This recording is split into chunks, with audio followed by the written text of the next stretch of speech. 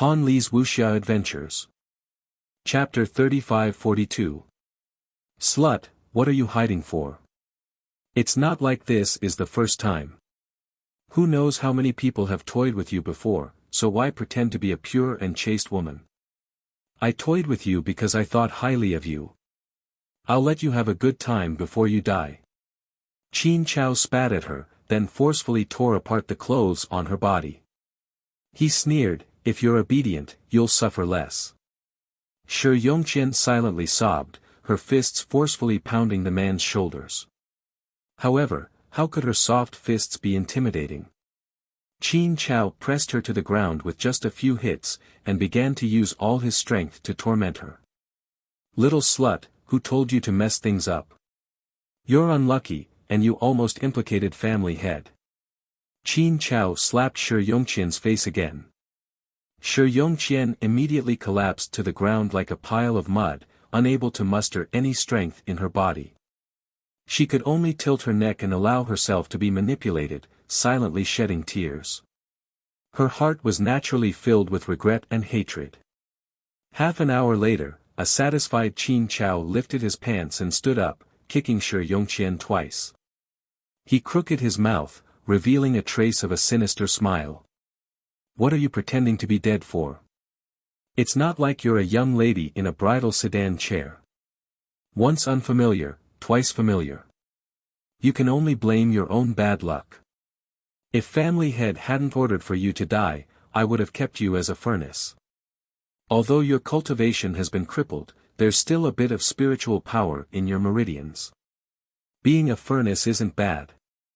Qin Chao cruelly licked his lips, then kicked Shi Yongqian again. Little slut, if you don't beg me, perhaps I really can find a way out for you. Bang! The small iron door was kicked open by someone with great force.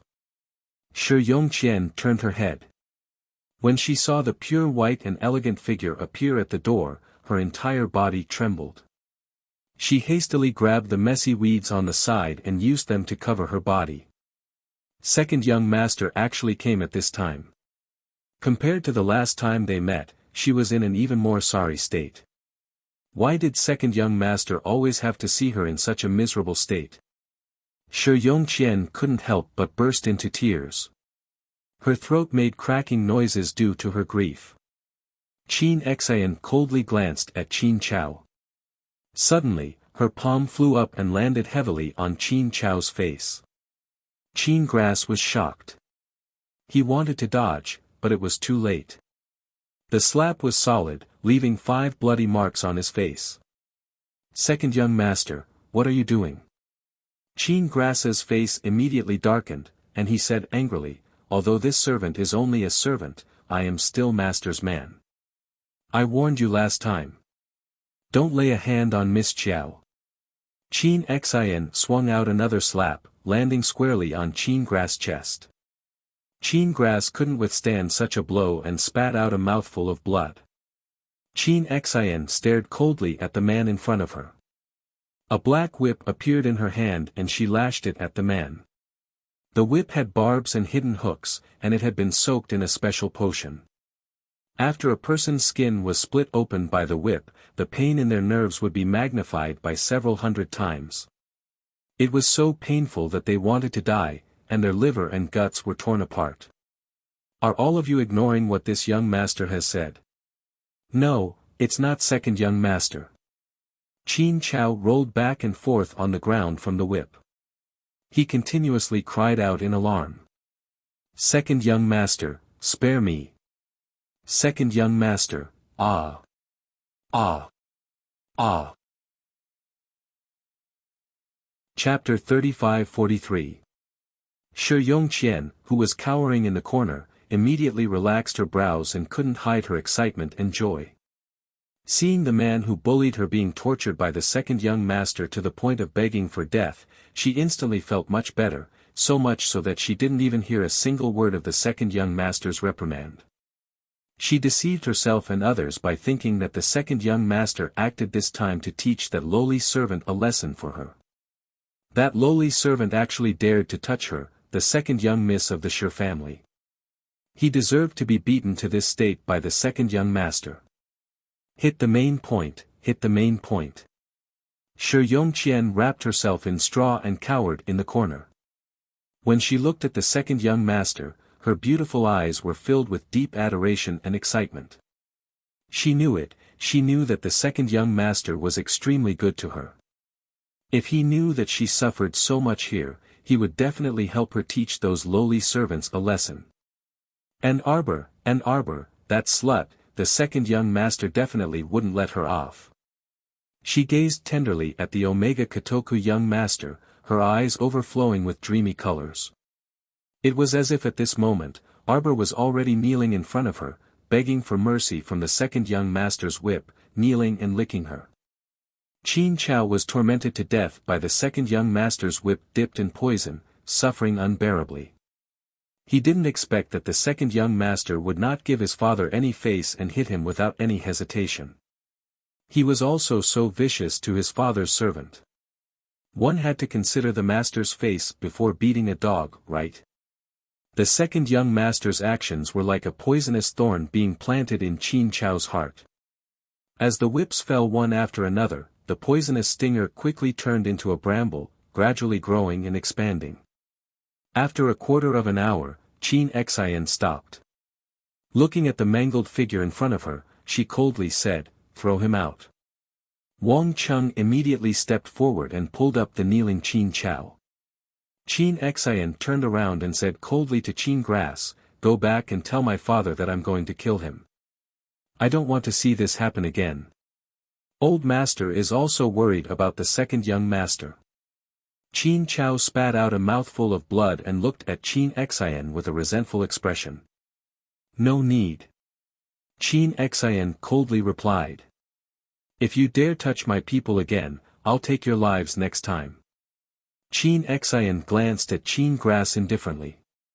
The zither and grass quilt were dragged all the way out by Huang Chong and thrown into the flower bed of the garden like a dead dog. Xian. Shi Yongqian called out excitedly, but her expression suddenly froze. She can talk. She could talk all of a sudden. What's going on? The heavens must have pitied her and given her a chance to speak. Shi Yongqian was wild with joy as she rushed forward. She wanted to hug the corner of Qin Xian's robe, but he dodged to the side.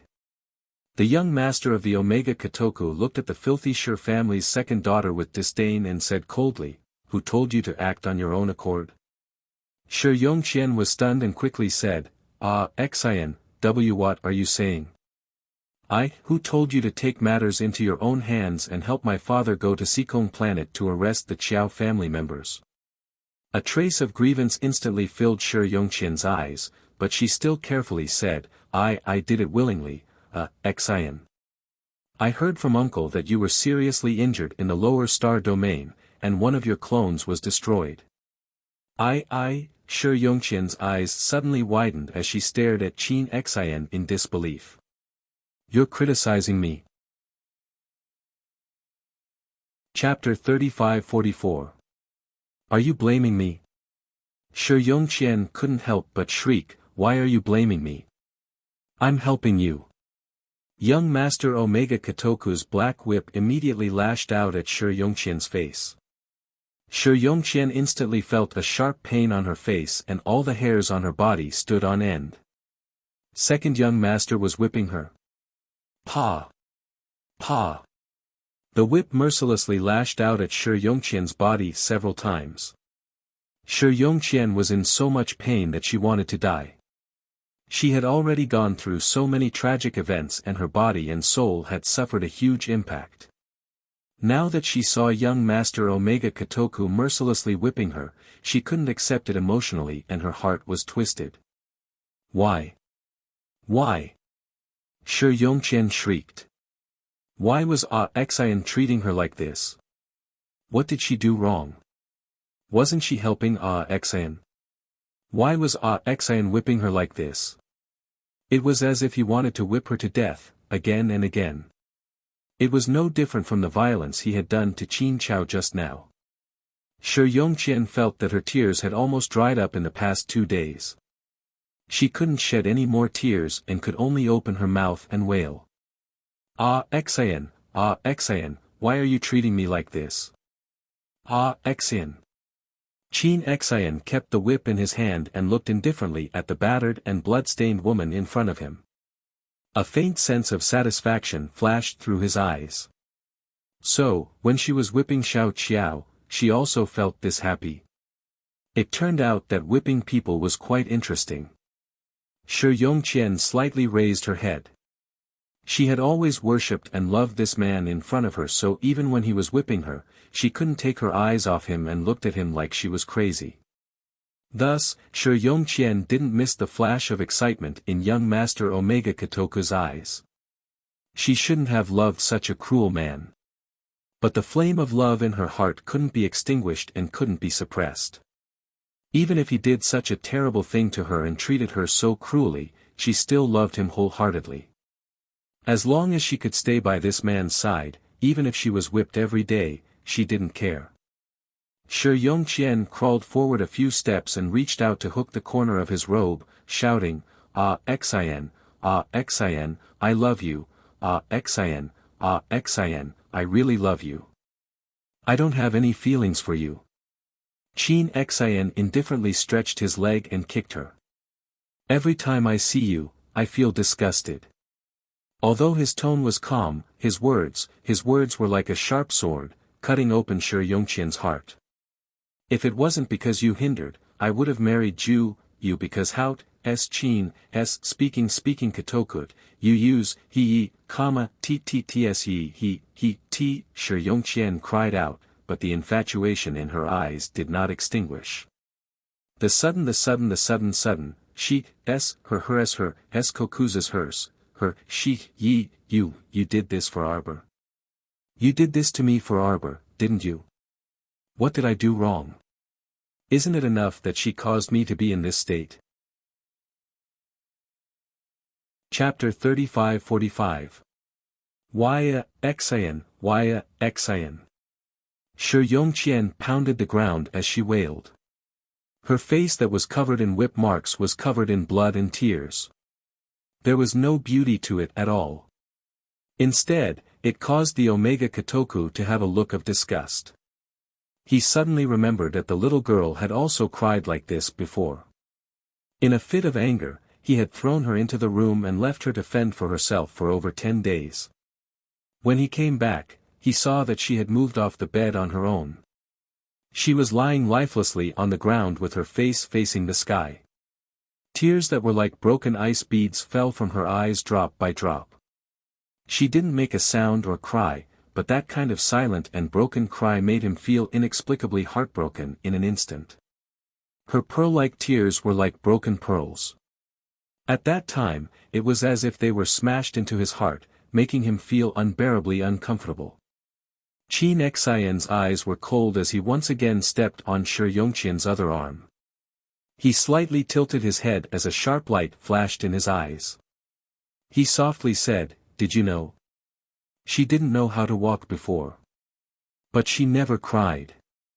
When she was being whipped by you, she didn't even make a sound. If it wasn't for you, slut, obstructing us, how could we have reached that step?" The Omega Kotoku became agitated as he spoke. He moved his foot and with two ka sounds, his eyes were cold and cruel as he stepped on Shi Yongqian's two thighs. Ah!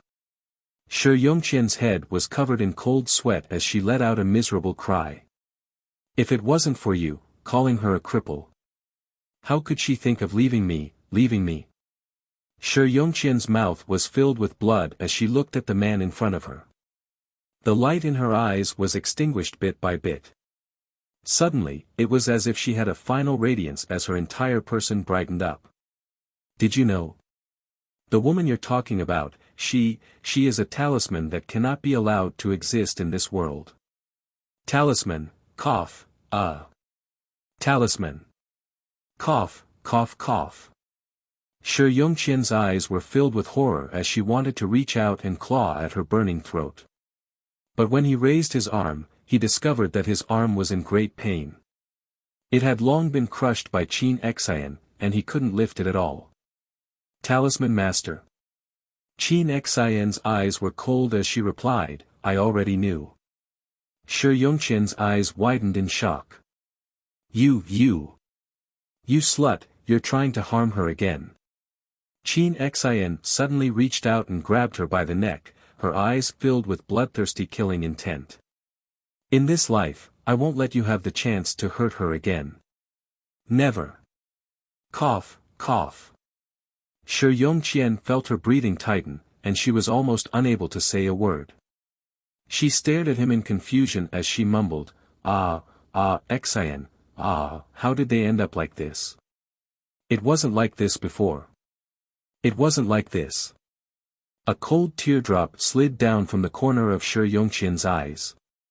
She suddenly realized that the curse words that the little crown princess had said by her ear seemed to have come true. That evil woman had said that she would die in the hands of the person she loved. That cursed talisman had really taken effect. A cold light flashed in Qin Xian's eyes. His 5 fingers tightened around Shi Yongqian's neck as he watched her slowly lose her breath in his hands. A trace of pleasure flashed past his eyes. Chapter 35-46. She was dead. This bitch who had been cruel to Jojo in his previous life and who had constantly prevented them from being together was finally dead. From now on, no one could stop his determination to get back Jojo.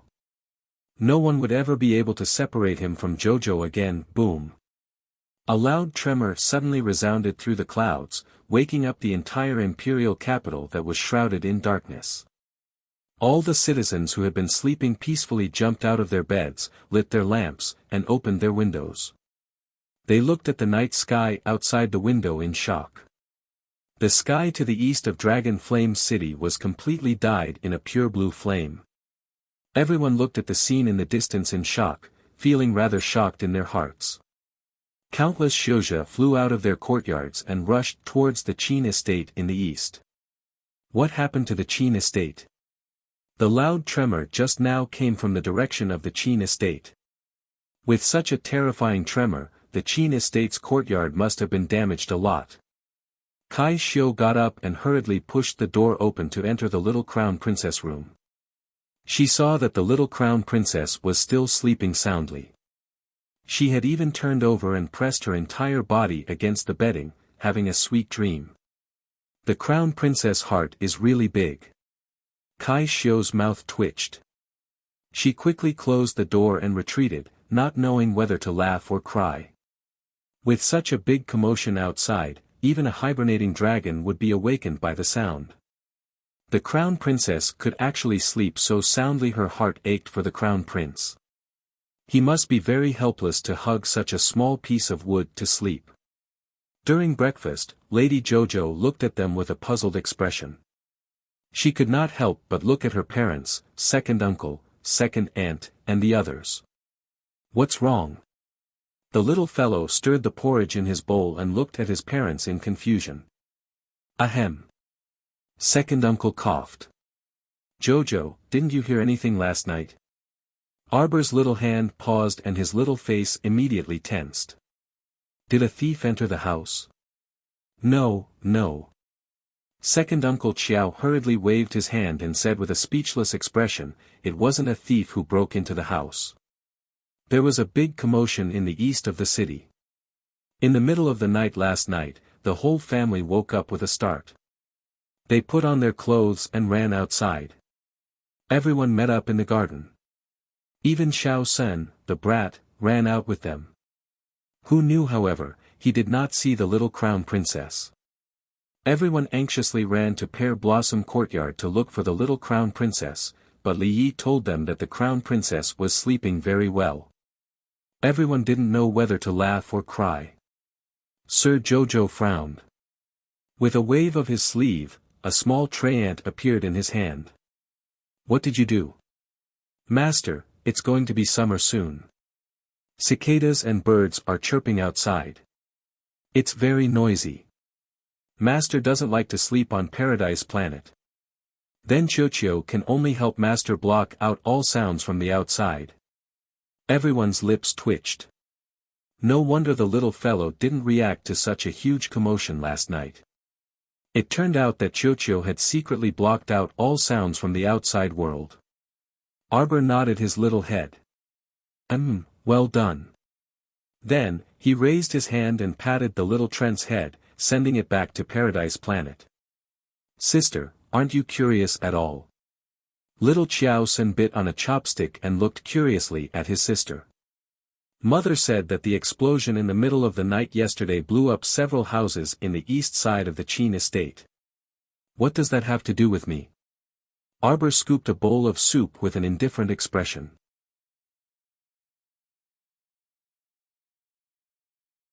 Chapter 35-48. She didn't know that the one who secretly sent Shi Yongqian to Sikong Planet to cause trouble was their Qin estate's patriarch. Now she knew. A glint of hatred flashed through Arbor's eyes. Family patriarch Qin had plotted to take her life time and time again. This time, he even indulged in the wildest of fantasies and wanted to secretly capture her family. With the old grudges added together, the enmity between her and the Qin estate would only deepen. Qin Xian, listen carefully. Arbor gazed at him coldly and said expressionlessly, what I cast on Shi Yongqian was a curse. I curse her to die in the hands of the person she loves the most. Arbor tilted his head slightly and looked at the man in front of him with sparkling eyes. The person Shi Yongqian loves the most is you. As expected, you didn't disappoint me. Don't say any more, don't say any more. Qin Xian seemed to have suddenly realized something. His expression was pained, and his handsome face contorted slightly. From beginning to end, what I want is not the life of the mastermind behind this. However, Arbor's voice was still so cold that it was a bit cruel. Don't say any more, all right? I beg you, don't say any more. Qin Xian's expression suddenly turned sinister as he roared angrily. Arbor retreated step by step and spat out 5 words with a cruel expression. It's your life. What a pity. As expected, the self-detonation of a cripple's soul is useless. She snorted coldly without any expression on her stoic face. As if to tell the person in front of her that she was really similar, she said coldly, don't think that your fake gentleness can move my heart. Do you think that we will still cross paths in this lifetime? Stop dreaming, all right? Let me put it this way. In the past, there was a silly and naive little girl who gave you all her reverence, and then her entire being was trampled to pieces by you. That feeling is already gone. Even if another 10 lifetimes pass, what's gone is gone. It won't happen again. Xiao Qiao, I know I was wrong in the past. But in this life, nothing has happened. Can you not always hold on to the past? Qin Xian's voice was slightly choked up, and her eyes were filled with shallow tears. It did happen. Arbor's eyes widened as he clenched his fists tightly. Unable to control the anger in his heart, he shouted, it all happened. Yes. You once rescued me from the dungeon. At that time, I was truly grateful to you. I even saw you as a life-saving rope that I encountered when I was wandering in the abyss of despair. What about you? What do you take me for? Do you need me to repeat to you how you treated me? You told me not to cling to the past, but what about you? Why can't you let it go? In this life, I only want to be strangers with you, Qin Xian. It's so simple. Can't you do it? Since you insist on pestering me again and again, I can only scheme to kill you. Jojo, I'm serious about you. The second young master clutched his chest in pain. He felt as if this place was being torn apart, and the torment was unbearable. Arbor suddenly turned to look out the window and swiftly leaped out. But she saw a bolt of lightning and fire streaking across the blue sky at an extremely fast speed, enveloping her with a whoosh. Jojo. Qin Xian's figure suddenly darted out of the window and pounced to her side. Chapter 35-49. Lord Jojo did not expect Omega Kotoku to throw himself at her without any regard for his life. She subconsciously wanted to push him away, but who would have thought that this guy's eyes were sharp and his hands were fast enough to push her behind him. At the same time, the thunder fire had already smashed into the second young master's body with a thunderous rumble at the speed of lightning. Although Omega Kotoku had set up a defensive barrier around himself, the power of the thunder fire was not to be underestimated. It broke through his defensive barrier in an instant. A flame slowly burned on the back of his hand. "Are you alright?" Chin Xian lowered his head and glanced at Arbor. The latter was looking at him with a complicated expression. A faint light flickered in his icy jade-like eyes. Xiao Mu wanted to reprimand him, but when her gaze met his, she felt like she was unable to say anything. She turned her little head and faced Omega Kotoku with the back of her head. At the same time, the venerable Peach Blossom Immortal stepped out of Paradise Planet. He reached out and grabbed the little fellow's wrist, pulling her to his side. The venerable Peach Blossom Immortal's sharp gaze swept over Omega Kotoku's body. His gaze paused slightly when he saw the faint traces of flames on his wrist. What's going on? When he was on Paradise Planet, he did not always pay attention to what was going on outside. Who would have thought that he would almost be scared to death by this little fellow? Why would there be a thunder fire in the sky out of nowhere? The young Crown Prince Consort's scowling little face was expressionless. The thunder fire in the sky was also very strange. After it struck down, it seemed to have been punched violently. It flew backward toward the ninth heaven. Above the blue sky, a faint shadow was left behind, and its tail was even twitching. The venerable Peach Blossom Immortal studied the direction in which the thunder fire had flown and was speechless. What is this thunder fire for? Arbor said calmly, to strike me. That's right, when she cast the cursed talisman, she knew that this talisman would definitely attract the flames of the heavenly Tao. What he didn't expect was that after Shi Yongqian's death last night, the lightning and fire had been delayed until now. Furthermore, this lightning fire was really just a casual strike. After a single strike, he ran away. How funny was this lightning fire? Arbor glanced at the venerable Peach Blossom Immortal, who was also looking down at her. Instinctively, he raised his hand and patted her head. With a serious expression, he said, Jojo, don't do anything that will make us worry. Xiao Mu nodded her small head guiltily. She knew that cursed talismans weren't good things, but that day, she just wanted to be willful for once. That's right. Even if she had to suffer the pain of being burned by lightning and fire in the future, she still wanted to end it quickly. The venerable Peach Blossom Immortal glanced at her. Seeing that she was fine, he nodded and glanced at Chin Xian. Sir Omega Kotoku, it's not very appropriate for you to trespass on private property, is it? Chin Xian glanced at the venerable Peach Blossom Immortal and said indifferently, I'm looking for Jojo. Jojo doesn't seem like she wants to see you. The venerable Peach Blossom Immortal sneered and looked Chin Xian up and down. Are you looking for trouble, second young master? Chin Xian ignored the venerable Peach Blossom Immortal. She turned and stared deeply at Arbor. Then, she said indifferently, Little Qiao, although I can't reverse the past, I can control the future. I hope you believe me. Chapter 3550. From now on, nothing that harms you will ever happen again. I will also get rid of the people who have harmed you in the past. The little stoic was expressionless, and her entire body was like a small wooden stake. She stood there stiffly and said, no need. Humph. She would get rid of her enemies on her own. Why would she need his help? Moreover, she simply didn't need him to save her just now. Just look at how loud the lightning fire was and how weak the fire was. It was as crooked as a little bedbug. How could it burn her, Sir Jojo? This guy just had to interfere. Sir Jojo felt very uncomfortable in her heart after being protected by him.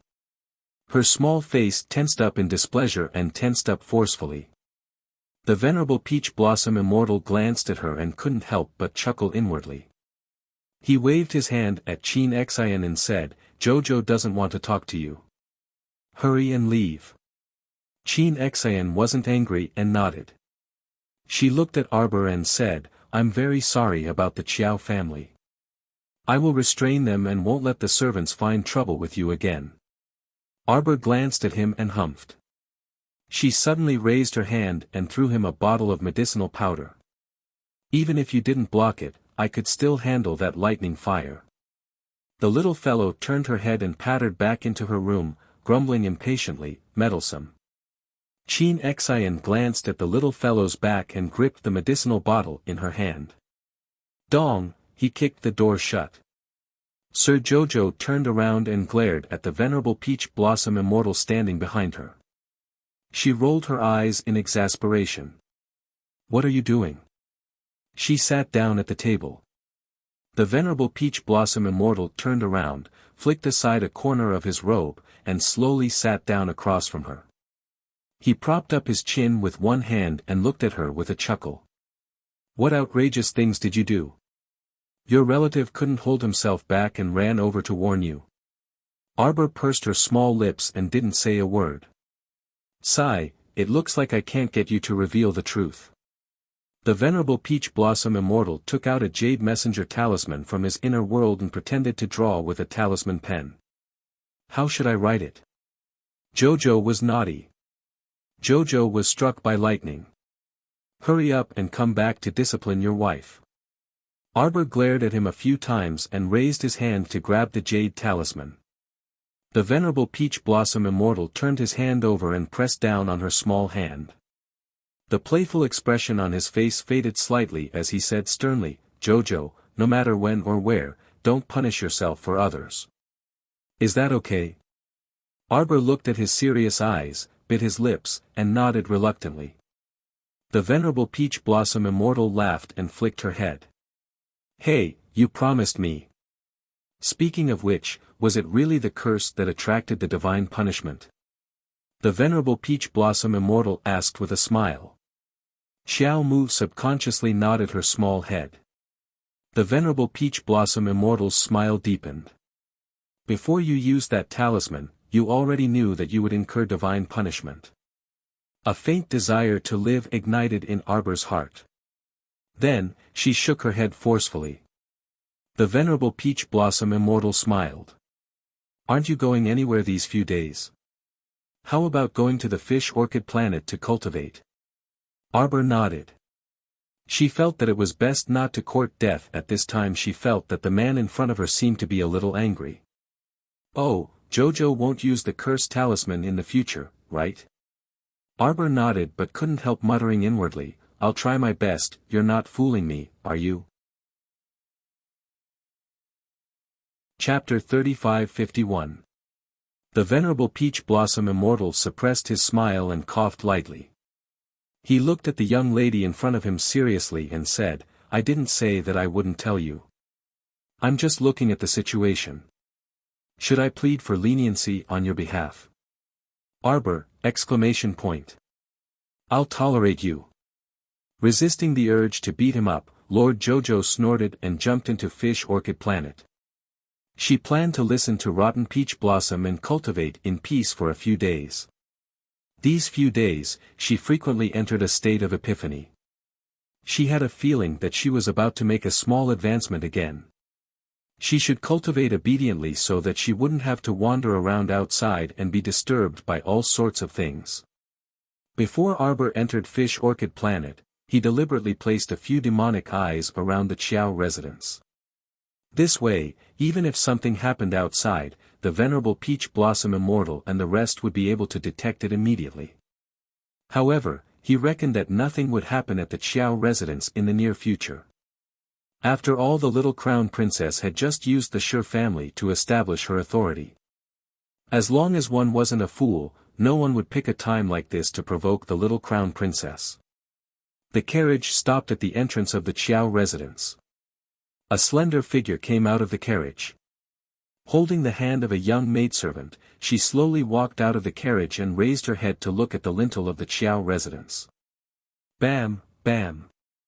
The servant girl went forward and knocked on the door, but there was no sound of the door opening. She turned back and exchanged a look with the lady. "Miss, this family doesn't seem to be home." The lady's eyes flashed. She took a few steps forward and knocked on the door a few more times. "Miss, shouldn't we send a visiting card first? Let them know that Miss is coming to the Chiao residence to visit the crown princess," the servant girl said with a frown. Who was her miss? She was a famous god-level alchemist in the 3 continents. She had lowered herself to visit the Chiao residence but was rejected at the door. Single-clothed Su smiled and patted her hand. Then, she looked up at the Chiao residence's plaque and said with a smile, "We have nothing to do anyway. There's no harm in waiting." When the little girl heard this, she immediately curled her lips in displeasure. "Miss, you really have a good temper. With your status, no matter where you go, they will welcome you with open doors," the little girl muttered. "Only the Chiao family doesn't take you seriously." Shan Yi Su shook her head with a smile. "If we come here abruptly, no one will know. It's fine to wait." Thus, the master and servant got back into the carriage and waited until the evening came. The little girl puffed up her cheeks and said indignantly, "This family is really too much. It's been so long, and even a servant doesn't come out to buy groceries." Shan Yi Su also felt very strange, so she led the little girl out of the car and knocked on the door of the Chiao residence. This time, they didn't have to wait for long before the door was pulled open. A yawning manservant appeared at the entrance of the Chiao residence. He blinked his dog eyes and looked curiously at the master and servant pair. "Ladies, who are you looking for?" The little girl immediately shouted in dissatisfaction, "Our family's alchemist Shan is here to visit the crown princess." That manservant sized them up again and made a comical "oh" sound. Then, he prepared to close the door. "The crown princess is not seeing guests recently." The little girl was about to explode in anger. She pushed that manservant. "Hey, didn't you hear what I said? Why did you close the door? Why are you pushing people?" The manservant said unhappily. Chapter 3552. Our pill master Dan has been waiting until now. Why aren't you hurrying to inform him? Why are you wasting time with us? The page boy became even more displeased. "Who are you? Do you have a visiting card? I already said that our crown princess is not seeing any guests recently." The little girl's eyes widened angrily, revealing an expression of disbelief. "This is the famous Dan Pill Master in our 3 prefectures. How many people are looking forward to begging our Pill Master? You actually. She was so angry that she was at a loss for words. However, Shan Yi Su tugged at her sleeve and said to the little girl, "All right, Mei Lan, don't be angry with this little brother. This little brother, we have an important matter to discuss with your crown princess today. Please inform her." The page boy glanced at her and shook his head, saying, "The crown princess said that she is not seeing any guests recently." After saying that, he slammed the door shut with a bang. Meilon was so angry that she could not help but curse, "Haven't I seen such an arrogant page boy in a rich family? Miss, look at him. He clearly just woke up. Which page boy would sleep until the evening before waking up? He still dares to be so unruly towards you. Just now, this servant should have slapped him twice." Shan Yi Su sighed and shook her head, saying, "Forget it. Since the crown princess does not wish to see us, there is no need for us to disturb her." Mei Lan stomped her feet. "This family is really unruly. No wonder their page boy is like this. He caused Miss to wait under the scorching sun for so long. He simply deserves to die. Miss, you should not have come. You're asking for trouble. I was thinking that His Highness the Crown Prince's safety was worrying, so I wanted to give some advice to the crown princess. Shan Yi-su sighed softly. In Paradise Planet, the venerable Peach Blossom Immortal was sitting on a tree branch with half a pot of wine in hand, swaying back and forth as he watched everything outside. Hey, why is this show not over yet?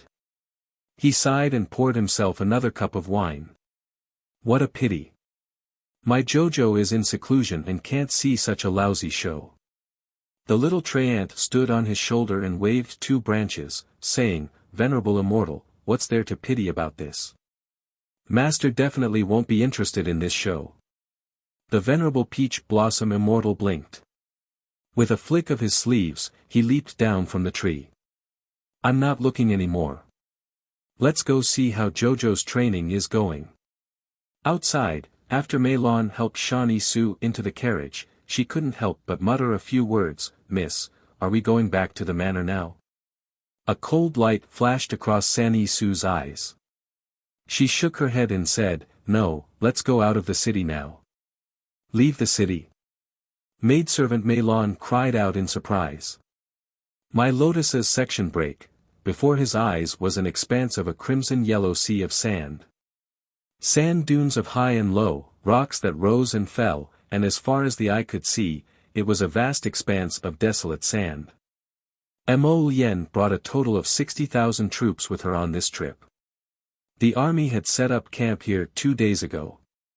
When they first arrived, Mo Lien couldn't help but be stunned when she saw the scenery of Greyfield Village.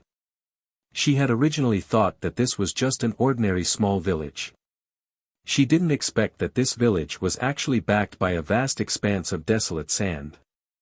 These 2 days, she had studied it with Third Fu and the others who had followed the army, but they couldn't figure out the reason. Where did this vast expanse of desolate sand come from? It was said that this place was still fine a month ago. Greyfield Village and several other villages nearby formed a town. One day a month ago, they were attacked by the desolate sand at the same time. Chapter 3553. Such a large area of sand had only appeared in the Aurora Desert outside Qinghua City. How could this village, which was originally in good condition, be buried by the sand? According to the villagers, the sandstorm came abruptly, and several villages were buried by the sand. The nearby villagers had no choice but to swarm towards Huiping Village.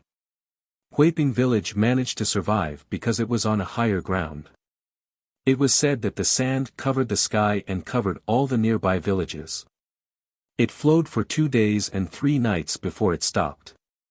However, whether it was the nearby streams or the fields, they were all buried under the barren sand.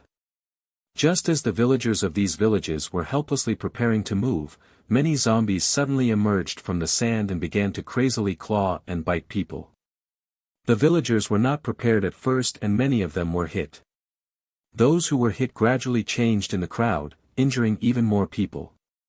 Therefore, in these villages, other than a small group of villagers who were smarter and survived, the rest all became zombies. This was something that could not be helped. After all, no one knew that these monsters would breed more monsters. Huiping Village was a small village that could not be found on the map of the Divine Lands. The villagers usually did not care about what was happening outside and lived their lives peacefully. Who knew that the outside world had already given birth to such a terrifying creature as zombies? The villagers had also slowly learned how to protect themselves during the battle. The remaining 1,000 villagers could be said to be a group of people who were more capable of fighting. A small number of them had even gained special abilities from their misfortune, and they were still adapting to their new abilities. Third Fu opened the curtain and came in. He patted the dust off his body and shook his head. It seems like the wind is blowing again outside. An old-fashioned man standing behind Prince Mo looked out of the tent when he heard that. Your Highness, we can't go on like this. If we can't think of a good countermeasure and can't kill all the zombies in one blow, our people won't be able to take it if we continue to fight them like this. Not only will our people not be able to take it, we won't be able to keep up with our food. Especially in this kind of broken environment where yellow sand filled the sky, the wind and sand were strong, eating dust and dirt every day, people would be in a bad mood. You don't have to worry about food and water, Mo Lien said indifferently. Fong Su, none of the people who went to investigate nearby have returned. The man with an old-fashioned face and a very serious expression nodded when he heard this. They are all waiting outside. Your Highness wants to see them now. Mo Lien nodded. Let them in. He needed to know how many undead puppets were hidden in the nearby desert. First, he had to figure out their numbers and then formulate a plan to deal with them. What Fong Su said was also somewhat reasonable. These damn things, they had to be annihilated in one blow. It was best to end the battle quickly. Your Highness. Your Highness. How dare you? How dare you trespass into the main tent? Who gave you the guts? The guard's angry shout came from outside. No, little brother, I have something to discuss with His Highness. I want to report that bastard Wang Dongping for hiding his sister's zombie. He wants to kill everyone in our village. A sharp cry rang out from outside the tent. Chapter 3554. A middle-aged skinny man with a pointy mouth, monkey-like cheeks, and rolling eyes was pushed into the tent from outside. His face was bruised and swollen, as if he had been beaten up. Other than Fu San and Fong Su, there were a few other soldiers in the tent. When they saw this person's strange face, they couldn't help but snicker. That person looked like a lackey. When he saw Prince Mo sitting in the middle of the tent, he quickly knelt down and prostrated himself on the ground. He flatteringly said, "This lowly one greets your Highness the Crown Prince. You're making a ruckus in the army. Do you know what punishment you deserve?" Mo Lien's handsome face was cold as he asked in a light voice. That person jumped in fright and quickly raised his head and stammered, Your Highness, this lowly one didn't do it on purpose. This lowly one is really, really angry. That Wang Dongping has bad intentions. He secretly raised his corpse puppet sister in the tent. Your Highness, Your Highness. This lowly one is called Wang Sheng. Every word I said is true. I hope Your Highness can judge clearly. Mo Lien looked at this person with a heavy gaze and waved his hand lightly. A soldier immediately cupped his hands and left. For a moment, the tent was so silent that one could hear a pin drop. Wang Sheng was so scared that he knelt on the tip of a needle. His body couldn't help but tremble slightly. Not long after, Wang Dongping and a short woman were brought in one after another. When the two siblings saw so many people in the tent, they didn't panic. Instead, they calmly knelt down at the same time and bowed, This lowly one greets Your Highness. Your Highness, it's him. His sister Wang Dongsue's arm was torn by a corpse puppet. This grandson hit his sister in the tent and didn't report it. Sooner or later, he will harm all of us. Your Highness. It's not like that. I have a way to control the corpse poison in my sister's body. I can guarantee that she won't mutate in the near future. Wang Dongping suddenly raised his head and said in a deep voice, The corpse poison can be controlled, Your Highness. Bullshit. Wang Sheng was about to refute when Mo Lien coldly interrupted him. Let him continue. Wang Sheng resentfully shut his mouth. Wang Dongping looked up and said, This commoner is an apothecary. After the medicinal efficacy leveled up, I realized that it could help my sister control the corpse poison within her arm. As long as the corpse poison doesn't spread throughout her body and enter her head, my sister will be able to maintain her consciousness and won't undergo corpse transformation. When everyone heard this, they couldn't help but look warily at the Wang siblings. Mo Lien looked at the brother and sister deeply. After a while, she nodded and signaled to the two soldiers standing at the side with her eyes. The two soldiers stepped forward and pulled up Wang Dongsue's sleeves. The wound on Wang Dongsue's left arm was purplish-black, and the rotten flesh had been removed. Although the wound was difficult to heal, it could be seen that the injury was indeed under control. The surrounding skin was normal. Do you think pharmacists are amazing? Wang Xing cursed, pharmacists aren't omnipotent. Even if your sister doesn't turn into a zombie today, can you guarantee that she won't turn into a zombie in a month or 3 months? I want to separate you and your sister from the others. Do you have any objections? Mo Lien said indifferently. Your Highness the Crown Prince. Wang Xing became anxious when he heard this. What was wrong with His Highness? Wang Dongzue was about to turn into a zombie, but he didn't kill her and only isolated her. Shut up. Fang Su berated. Chapter 35-55. After being reprimanded, Wang Xing's heart jumped in fright, but he still couldn't stop himself from muttering, this is what it is. For things like corpse puppets, if we don't kill them now, if she acts up and goes crazy in the tent area, it will harm many people. His Highness has his own considerations, you don't need to say more about this. Fang Su glared at the monkey-cheeked man with dissatisfaction, then casually ordered the guard beside him, take him out. Wang Xing was pushed out in a flustered and exasperated manner. For a moment, the tent was very quiet, everyone looked at the kneeling Wang Dongping and his sister with a strange gaze.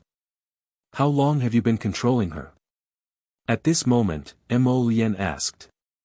Wang Dongping was apprehensive, he looked up at the handsome man in black armor sitting in the center of the tent, and stammered twice, then he gathered his courage and said, from the first day she was attacked by the corpse puppet until today, it has been about 5 or 6 days.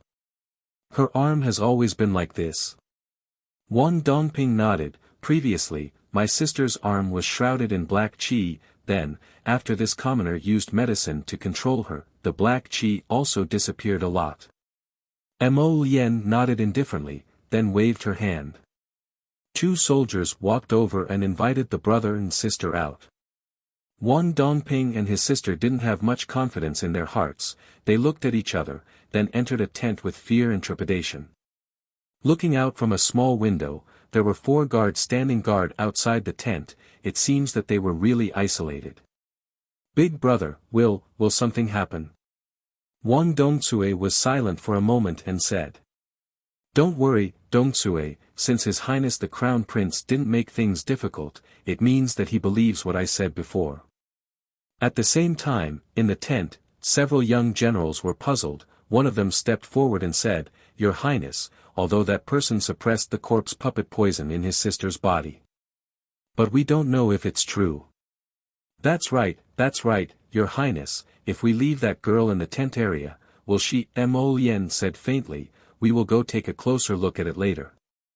What he didn't say was that he had previously suspected that medicine could control corpse poison. Now, it seemed that one had to reach the level of an advanced apothecary to have any effect on corpse poison.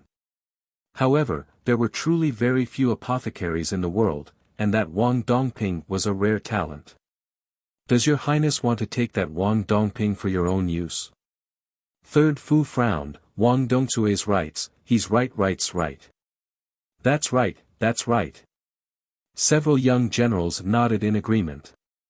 His Highness's is right. His Mo Lien swept them a glance. We know what to do. Go summon. His Tihuefeng handed the teacup to him and said quietly, Your Highness, someone from the night pavilion delivered news about the Crown Princess. Mo Lien glanced at the message Huifeng delivered and flipped it open to read, a hint of a smile on her face. As expected, his wife hadn't been idle. Greetings to Your Highness the Crown Prince. A group of men who had gone to the desert to investigate corpse puppets filed in and saluted. Mo Lien pressed down the paper in her hand and looked up at them. Everyone, tell me about the nearby situation. Chapter 35-56. In the ocean of Fish Orchid Star, countless islands rose and fell. Arbor was cultivating on one of these quiet islands, and no one disturbed him for the past few days. After she opened her eyes, she first used her divine perception to sense the surrounding islands. Her younger sister, Jolin, was practicing the usage of water spirit on the neighboring island.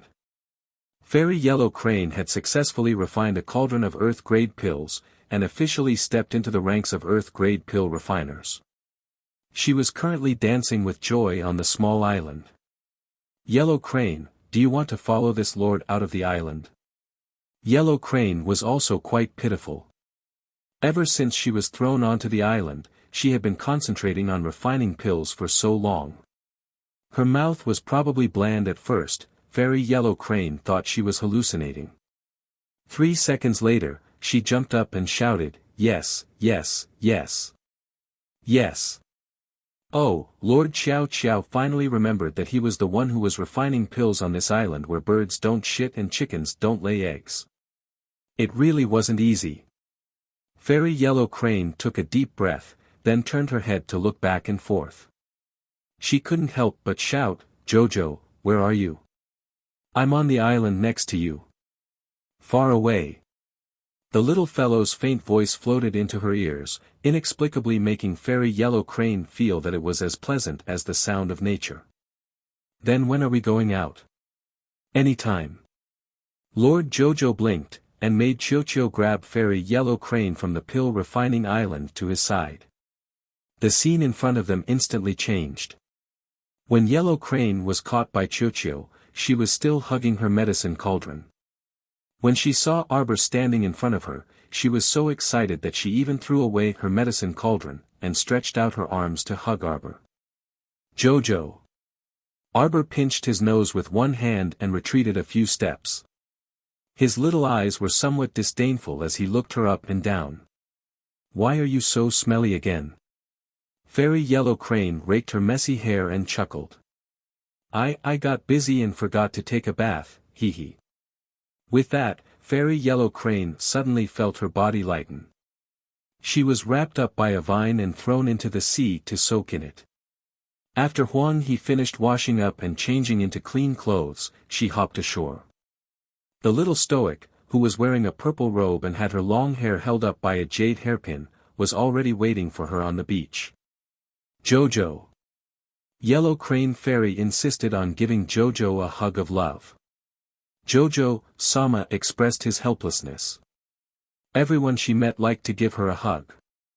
Sigh, she was so pretty that even the heavens were jealous of her beauty. As she thought, her small hand involuntarily stroked her little stoic face, and she turned to look at the grinning fairy Huang He. "Huang He, congratulations on becoming an Earth-grade alchemist."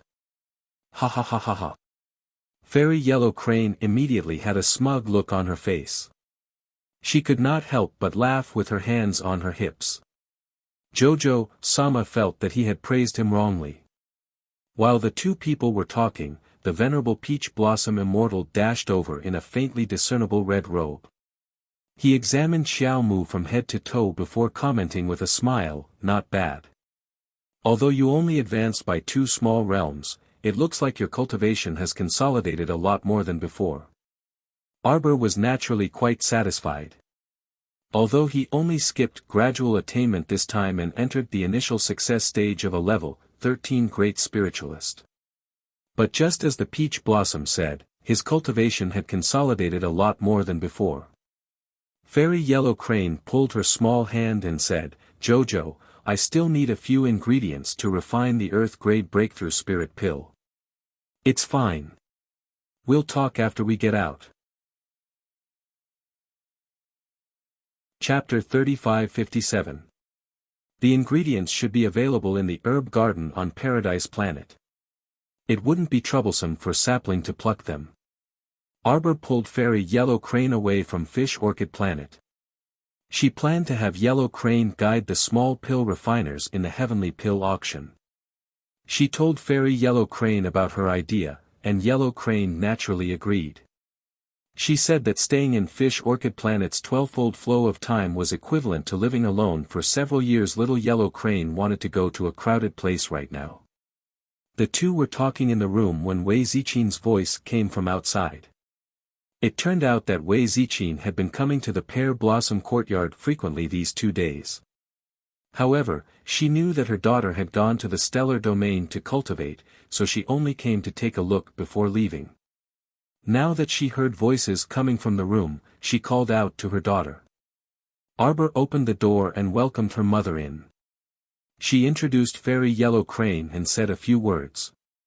Li Ye's figure suddenly appeared at the door. Crown Princess, the Yi Pavilion sent news. Arbor raised her brows. She knew Li Ye's character. She wouldn't bother her at such a time unless it was something extremely important. Thus, she nodded and let her in. Li Yi handed the message to Arbor and said with a strange expression, "It's news about that God-grade pill refiner, Shan Yisu." Arbor was slightly taken aback. That God-grade pill refiner shouldn't have anything to do with her. Why would Li Yi specially pass this news to her at such a time? Puzzled, Arbor lowered her head to read the message. There were only a few lines on the paper, but Arbor's expression turned cold. A few days ago, when that pill refiner left the capital, our people didn't pay much attention to her. However, we discovered that her route was becoming more and more similar to the army's. We couldn't help but be curious. Li Yi pursed her lips, her expression carrying a hint of mockery. As expected, she's following the path of His Highness the Crown Prince's group. Calculating the time, she should be near the army's encampment, Grey Ping Village. Wei Ziqin was astonished and couldn't help but interrupt. Which pill refiner? Why did she follow Murphy to Huiping Village, which was so far away? Could it be that the great emperor sent her to assist Xiaomo? No. His Majesty was not that bored. There are alchemists and pharmacists in the army. We don't lack anything, Arbor said coldly. She went there on her own accord. His motive was obvious. He wanted to make his presence known in front of Zhou's Ren. Previously, Zhou's Lotus had already firmly rejected this woman from following the army. Who would have thought that she would be so bold as to follow them all the way? Crown Prince Consort, should we send someone over to teach this woman who doesn't know the immensity of heaven and earth a lesson?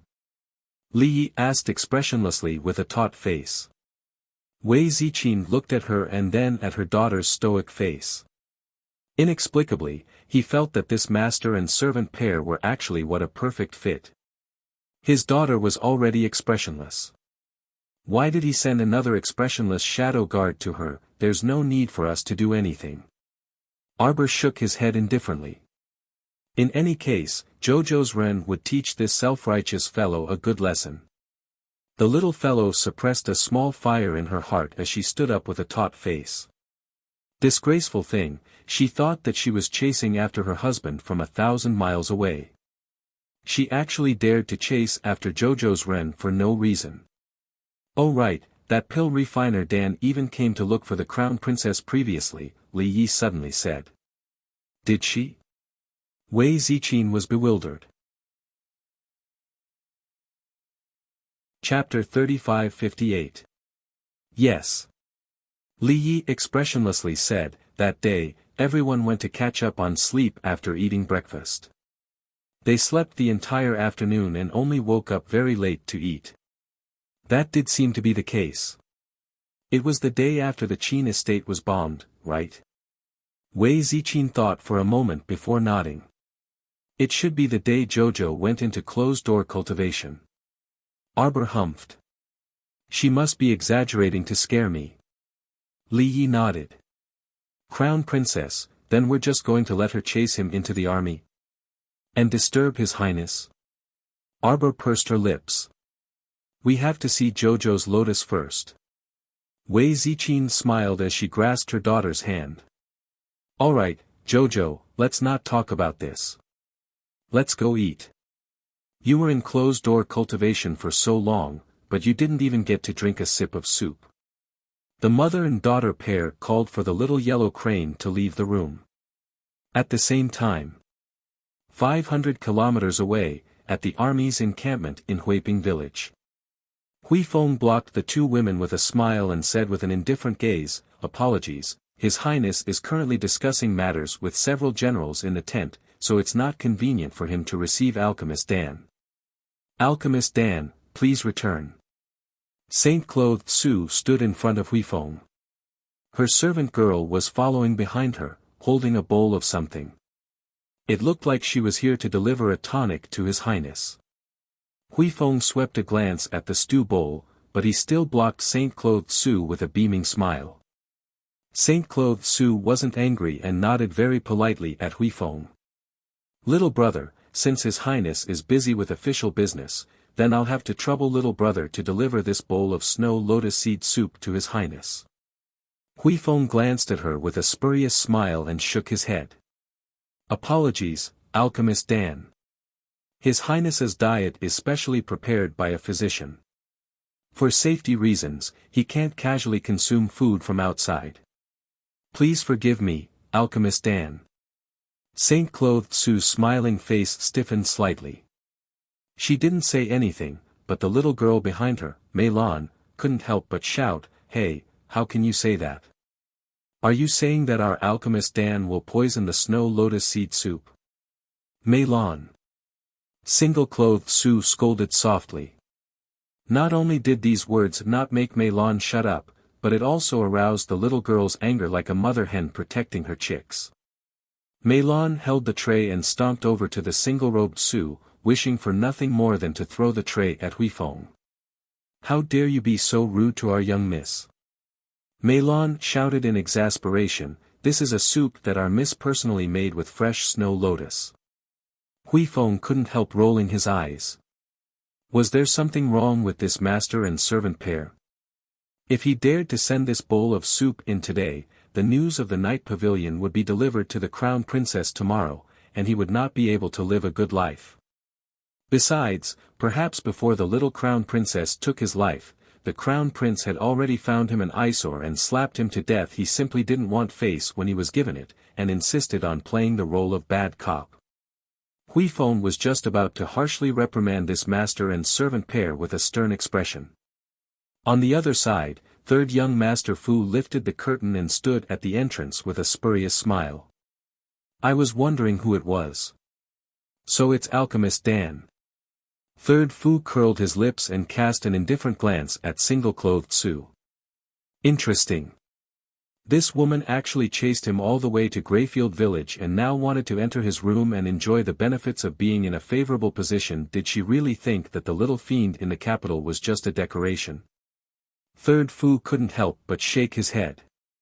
As expected, this Alchemist Dan before him was very bold and skilled. Chapter 3559. However, with her reputation as a god-level alchemist, it was true that a large group of cultivators would flock to her like a flock of ducks. It was no wonder that she was so fearless in doing things. She looked smart, but the way she did things was rather out of line. Third Fu shook his head again. "Alchemist Shan, His Highness hopes that if you have time, you can help the commoners in the commoner district. They were hungry a while ago, so please help them check on their stomach and intestines, and see if they have any injuries." "Ah, okay. Shan Yi Su nodded gently and agreed. "Third young Master Fu, please tell His Highness not to worry. Shan Yi Su will definitely do her best to help him." Third Fu did not correct him. He simply nodded and went back into the tent. In any case, he could just send her far away. As for the diagnosis, let her be. If she was willing, then she could help the military doctors. If she was unwilling, then it was fine.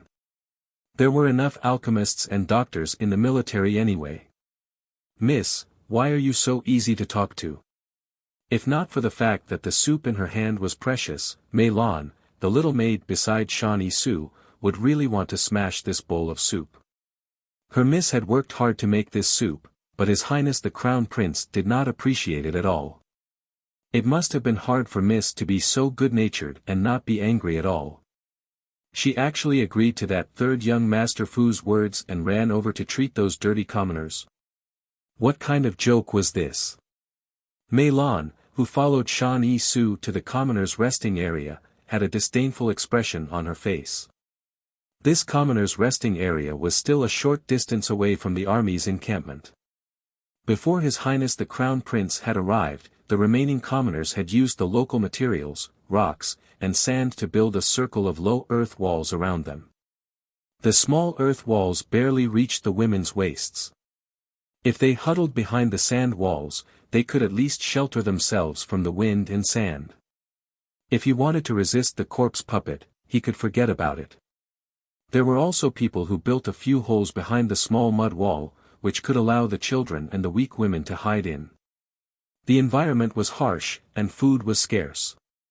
After so many days of fierce fighting, these people's bodies were already exhausted. If His Highness the Crown Prince had not led the army over and temporarily blocked the waves of zombies outside, perhaps the remaining people would have already been eaten by the zombies. It's so dirty. When Meilon passed by a child who was sitting outside the sand wall and looking at her with dull eyes, she waved her hand twice and covered her nose with a look of disgust. The woman beside the child hurriedly hugged her child and looked at them warily. Sue didn't seem to mind the dirt. She squatted down and didn't care about the mint green long skirt. It dragged on the ground and was dusty from the sand. Is your child a little feverish? I noticed that his complexion doesn't seem right. Give me your hand. Shawnee Sue smiled gently. That smile made the woman holding the child let down her guard a little, and she handed the child's hand to Shawnee Sue. After Shawnee Sue took the child's pulse, she smiled and said, "It's nothing serious. Let the child take this cold and heat pill, and he will be fine after a while." The woman took it suspiciously and watched the pretty woman leave. Sue led Meilon, who was pouting and complaining, to stroll around the civilian district. She specifically picked 2 or 3 children to look at before leading Meilon back to her own tent. Chapter 3560. Alchemist Dan strolled around the resting area twice and checked on the 3 children. They were only suffering from a lack of water and food, and their bodies were a little unwell. There weren't any major issues, so she went back. Dark Current was sitting at a table on the side, not looking proper either. He was currently telling Prince Mo about the scene he saw when he followed Danisu. After saying a bunch of things, he even pursed his lips in disdain when he was done. She really can't compare to our Crown Princess Consort's eagerness for success and instant benefits. If the Crown Princess was here, she would have finished diagnosing those children and women long ago, and she would have even distributed the medicine. Huifeng irritably glared at him and patted his head with his paw. She's not worthy of being mentioned in the same breath as the Crown Princess. Dark Current kicked off the table and said with a grin, "Your Highness, why don't you let this subordinate pretend to be a zombie and scare those 2 irritating fools away?" Huifeng rolled his eyes. "You've really gotten addicted to pretending to be a zombie back on Seacombe Planet, haven't you? Don't tell me that I scared Consort Jing so much that she couldn't get out of bed for half a month when I showed up in front of her." Mo Lien coughed lightly and set down the cup in her hand. She looked at him seriously. That was because this highness was young and frivolous. Everyone, they didn't see this lord being that old and steady now. Thankfully, the emperor of the divine province wasn't as muddle-headed as the old great king of the Mo kingdom. Otherwise, wouldn't he have ended up being tricked by you? Let's go to the commoners' area to take a look. Mo Lien couldn't be bothered with these brats and got up to walk out of the tent. The group had just arrived at the commoners' area when they were surrounded by a group of excited commoners who knelt and kowtowed to them. After seeing the reinforcements brought by Prince Mo, the emotions that they had been suppressing for the past few days were all released. Right now, their hearts were full of reverence for His Highness the Crown Prince of the Divine Province, who was like a divine soldier descending upon them. Mo Lien raised his hands and pressed them down slightly.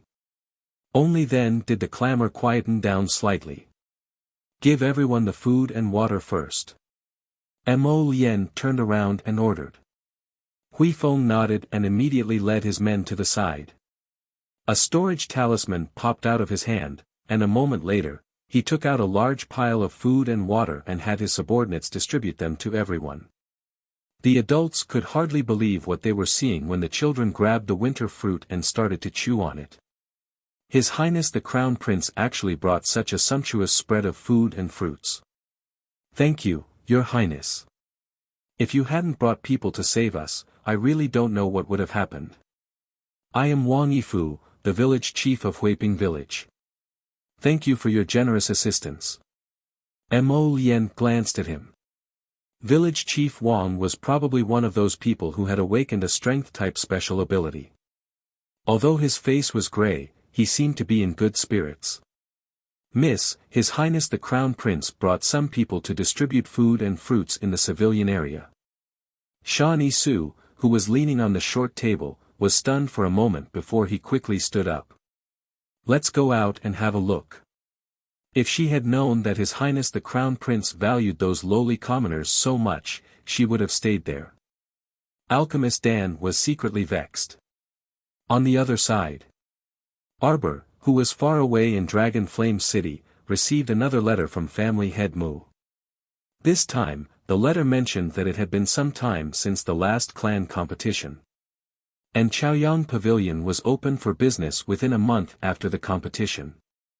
If Arbor still didn't return to the Mu residence, it would be equivalent to forfeiting the competition. This was a blatant threat. Chapter 3561. Arbor slapped the letter on the table and jumped up from the stool. What kind of joke was this? The Chaoyang Pavilion award belonged to her in the first place, so she naturally couldn't just let it go like this. It wasn't like she was afraid of the Mu family and didn't dare to return. She just didn't want to go back and play those schemes with them. Crown Princess, that messenger manservant is still waiting outside for your reply. Kai Chi pursed her lips and couldn't help but grumble. He really didn't give up. In order to obtain the Crown Princess's reply, he would rather stand outside under the scorching sun and wait. Arbor's little face instantly tensed up, and she said in displeasure, "Go and reply to him. Tell him that I will return tomorrow. Tell him that he doesn't need to wait outside the door." Yes. Kai Chi came back in not long after she left. She puffed up her cheeks and said to Arbor, "That manservant from the Mu family is really a strange person. I made it clear to him according to the Crown Princess's instructions, but he still didn't want to leave. He said that he will wait until tomorrow to lead the way for the Crown Princess." Arbor couldn't help but sneer. How much did Mu Jingfeng want her to return to the Mu family? She had already agreed to return, but he was still worried and insisted on leaving a manservant at the door as a decoration. It was simply baffling. Arbor had already made up her mind to return to the Mu family to rob them tomorrow. Since they invited her again and again with great enthusiasm, how could she not go? On the other side, Third Fu and Village Chief Wang were discussing how to break out of the zombie nest tomorrow. Village Chief Wang, gather the old, weak, women, children, and injured people in the village first. Prince Mo had many storage talismans, but most of them were filled with food, water, medicine, swords, armor, and so on. The remaining space should be enough to store a few hundred old, weak, women, and children. These people didn't have much fighting power. If they were left outside, they would just be food for the zombies. It was better to store them so that they wouldn't cause trouble during the battle. As for those young adults, they naturally had to fight alongside the troops. However, Prince Mo wouldn't mistreat them. He asked Fu San to distribute the armor and weapons so that these people would have something to rely on.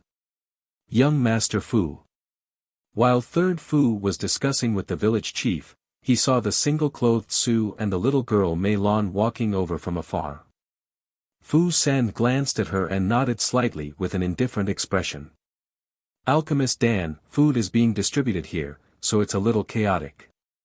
You should go back to your tent and rest first. It's okay. Shan Yi-su smiled gently. I can help too. Third Fu frowned slightly and turned to look at Dark Current, Hui Feng, and the others who were currently distributing food. He said with an indifferent expression, "We already have enough people to distribute food, so we don't dare to trouble Alchemist Dan." "Young Master Fu, did I do something wrong?" Shawnee Su could not help but ask when she saw Third Fu's cold attitude towards her. Mei Lan, who was standing behind her, was so angry that her stomach was about to explode. These past few days had truly been sullen enough. Ever since she was given the cold shoulder at the Chiao residence that day, she felt that everything was very unpleasant. No matter who she met, no one gave her and her servant a good attitude. Even a few page boys dared to give her miss a hard time. The page boys that Mei Lan was referring to were Hui Feng, Dark Current, and the others. Third Fu smiled sardonically. "Alchemist Dan came all the way here to help, so the entire army is very grateful. However, we won't trouble Alchemist Dan with the rough work of distributing food." Chapter 3562. Shawnee Su frowned and wanted to say something, but when she looked up, she saw Mo Lien leading a group of people over from the sand wall. Her eyes couldn't help but light up, and she walked towards Prince Mo with small steps. However, the Crown Prince was surrounded by many people. Not only could she not get close, she was also, accidentally, pushed to the side. Mei Lan hurried forward to support her young miss. She glared angrily and used her elbow to, accidentally, push away her young miss's undercurrent. "Greetings to your highness the Crown Prince." Before Shawnee Su could finish her sentence, she saw Crown Prince Mo walking past her while being escorted by people. He didn't even spare her a glance from the corner of his eye. Mei Lan helped her young miss up. Her heart and lungs were about to explode. "Young miss, His Highness must have done it on purpose. How could he not see such a big living person standing here?" Shawnee Su bit her lip and sighed, "Forget it, time will reveal a person's heart. He just doesn't understand me now. It should be better in a while." When Shawnee Su said this, she also felt that she lacked confidence. In fact, since they met, she had seen Prince Mo a total of 3 times. Moreover, His Highness the Crown Prince had never spoken to her directly. However, the more it was like this, the more unconvinced Shawnee Su felt. She had traveled through the 3 states in the past and had never seen a prince or imperial grandson who didn't take her seriously like this. Take His Highness the Crown Prince of Tsangzhou, Rongli, for example. Didn't he prostrate himself at her feet and hate that he couldn't spend time with her? It was just that she didn't like that person. Shawnee Su bit her lip and looked at Mo Lien's departing figure with a complicated expression. She didn't say anything for a long time. "Young miss, why do we have to rush to see other people's cold faces?" The little girl Mei Lan said angrily, "The 3 states are so big. Who isn't obedient and respectful to young miss? There's no need to suffer this." Putting aside His Highness the Crown Prince who was obsessed with alchemists in Tsangzhou, who dared to treat alchemists like this in the surrounding small countries and tribes? Not all of them were alchemists and alchemists, rushing to befriend their young miss. As long as Miss casually took out a spirit-breaking pill, those who would rush to do her bidding could line up from Dragon Flame City to the Sea of Forgetfulness. This Crown Prince of the Divine Land was really insensible. Shawnee Su's eyes flashed faintly. Ever since she was young, her personality had always been like this. She would never do anything that was not for the best. The path to becoming an alchemist was like this, and the pursuit of a lifetime of happiness was also like this. With her status, she could find any man she wanted.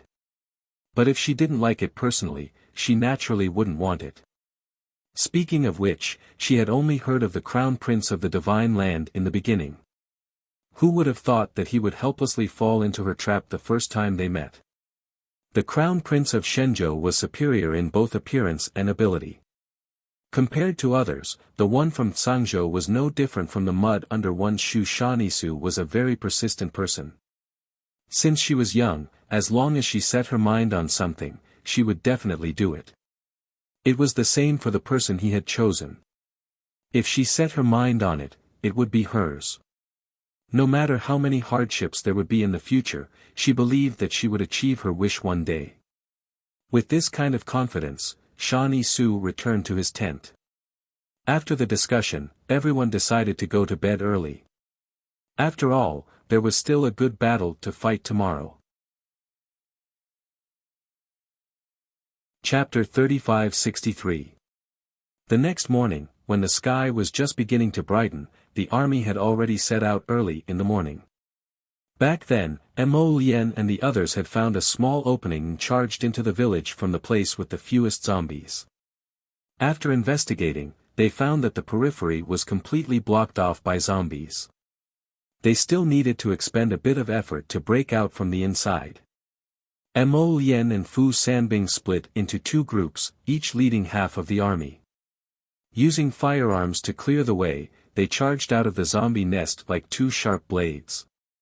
Shani Su wanted to rush to Mo Lien's side several times, but she was always obstructed. She couldn't help but feel a bit stifled. Shani Su's cultivation wasn't high, and she could only be considered an ordinary person on the divine province. At the age of 28, she was currently at the 4th level of the spiritual realm, and her fire spirit had only reached the 5th level of the spiritual fire.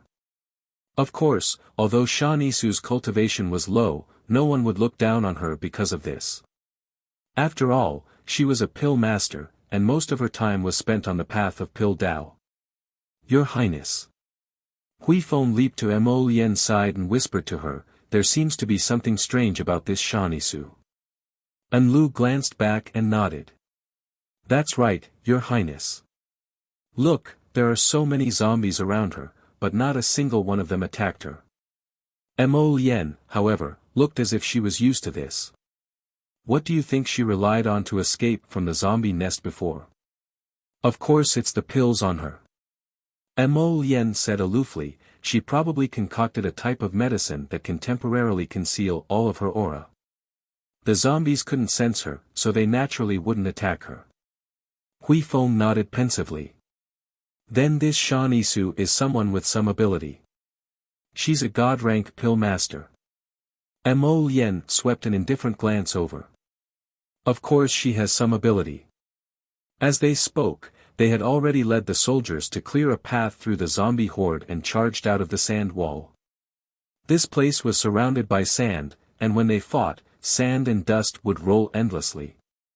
Fortunately, they had wrapped their noses and mouths with pieces of cloth in advance. Fighting against the corpse puppets in the sandstorm, the group moved quickly and nimbly. Wherever the soldiers swung their swords, the heads of the corpse puppets rolled off. Team 1, take a break. Team 2, take over. The troops advanced and retreated in an orderly manner. 1,000 people replaced the previous soldiers and began a new round of killing. Just like that, the group quickly advanced forward. Mo Lien suddenly paused the long sword in his hand and turned around to take a look. In the midst of a gust of wind, sand spread out endlessly, like a roaring giant beast, swallowing everyone in an instant. The sudden gust of wind messed up the team. But soon, everyone adjusted their pace and tried their best to coordinate with each other. These elite troops were obviously veterans of the battlefield. It was also very easy to deal with the corpse puppets. Mo Lien narrowed her eyes. Previously, he had also considered whether to use the large catapults to deal with these densely packed zombies. But this idea was ultimately rejected by him and Third Fu. For one, the large catapults were very cumbersome. Although they could knock down quite a few zombies with one strike of the hammer, they were still very useful. But everyone knew that merely injuring the limbs of the zombies wasn't of much use. Chapter 3564. In a battle of manpower, they could naturally dispose of these ugly fellows quickly, ruthlessly, and accurately. Team 2, rest. Team 3, take over. Following Huifeng's words, the teams moved again. They rapidly advanced toward the periphery. 2 hours later, they opened a gap in the zombie nest and encountered Fu San, who was leading his troops from the side. The two teams became increasingly invincible when they worked together. If one were to observe from above, they would discover that these two teams were in the shape of a scissor, like two sharp longswords that stabbed into the center of the zombie nest. Mo Lien suddenly soared into the air. Facing the fierce sandstorm, she flew directly above the place where the numerous zombies were gathered. He coldly glanced at the group of zombies below. With a flick of his sleeve, countless pitch-black flames silently burned among the group of corpses. Every zombie that came into contact with the black flames roared and rolled on the ground. As a result, the speed at which the black flames spread and infected the zombies became even faster. The soldiers, who were already in low spirits, felt their spirits lift slightly when they saw this. The zombies before them blotted out the sky and covered the earth. They had already killed until their hands were sore, but now that they saw their prince's incomparable bravery, their confidence instantly multiplied. The teams took turns to replace each other, and the elite soldiers with high cultivation were arranged to be in the later teams. When it was their turn, the field was filled with alternating red and blue colors. Brilliant red fire spirits danced in everyone's hands, occasionally stabbing into the zombie horde with icicles. Seeing that the situation was basically under control, Mo Lien handed a storage talisman containing the elderly, the weak, women, and children to Fu San and had him lead a portion of the physically exhausted people to retreat first. Your Highness, you must be careful. There are several high-level zombies in the zombie horde, and they've already scratched and injured many people. Fu San exhorted before leaving with his men. Mo Lien glanced at Wang Dongping, who was currently helping the injured with a group of physicians. However, she saw that his face already revealed extreme exhaustion. It appeared that he had expended too much of his medicinal effects. Send the injured and the physicians out first. Mo Lien turned to glance at Hui Feng before instructing, send someone to watch Wang Dongping and his sister. Yes. Hui Feng immediately led people to move the wounded. Mo Lien watched as more than half of the zombies were eliminated. Suddenly, she released more than 100 mechanical puppets. Retreat. After 6 hours of fighting, the soldiers were all exhausted. They needed to replenish their energy in a timely manner. There were less than 3,000 corpse puppets left, so they were not a threat at all. After they rested for a while, it was not impossible for them to come back and finish the work. After the bugle horn sounded, all the soldiers retreated in an orderly manner like a tide. One team after another, they headed out of the desert. After retreating more than 10 miles away from Greyfield village, the sandstorm gradually subsided. Just as everyone was heaving a sigh of relief, more than a dozen earth tornadoes suddenly appeared in the sky and chased after the troops. Everyone was dumbfounded when they saw this. Your Highness. Retreat. Mo Lien waved her hand coldly. He could tell that they might have fallen into an earth spiritual formation. An expert must have set up a talisman formation here. That was probably the reason why the village was buried by the sand in an instant. However, it was already too late for him to realize this. Someone had already activated the earth spiritual formation's second attack. Chapter 3565. More than a dozen earth tornadoes chased after them and were already right in front of them, about to engulf everyone. Mo Lien's eyes flickered, and she swiftly flung out a mirror from her sleeve. That mirror expanded with the wind and rapidly grew. It instantly blotted out the sky and blocked out the sun in front of everyone. Bam! An earth tornado pounced forward, blocking the mirror outside. Everyone's eyes widened in shock as they stared at the mirror above their heads. Could this be a defensive divine weapon? While everyone was pondering this, they saw the earth tornado pounce toward the mirror again. Boom! Boom! Boom! Boom!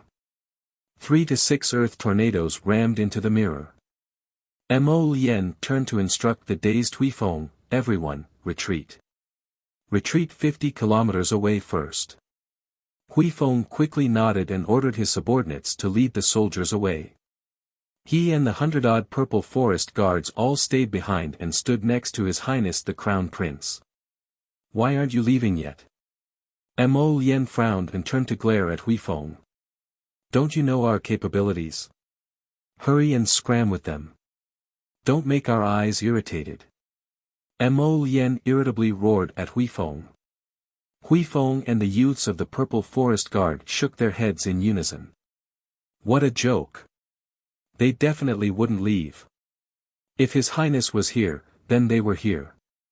If His Highness wasn't here, then there was no need for them to exist. Mo Lien glanced at Huifeng and the others in displeasure, but she didn't have time to be long-winded with them. She flicked her sleeve again, and several similar mirrors darted out from her sleeve and flew straight into the sky. At the same time, the first mirror abruptly shattered.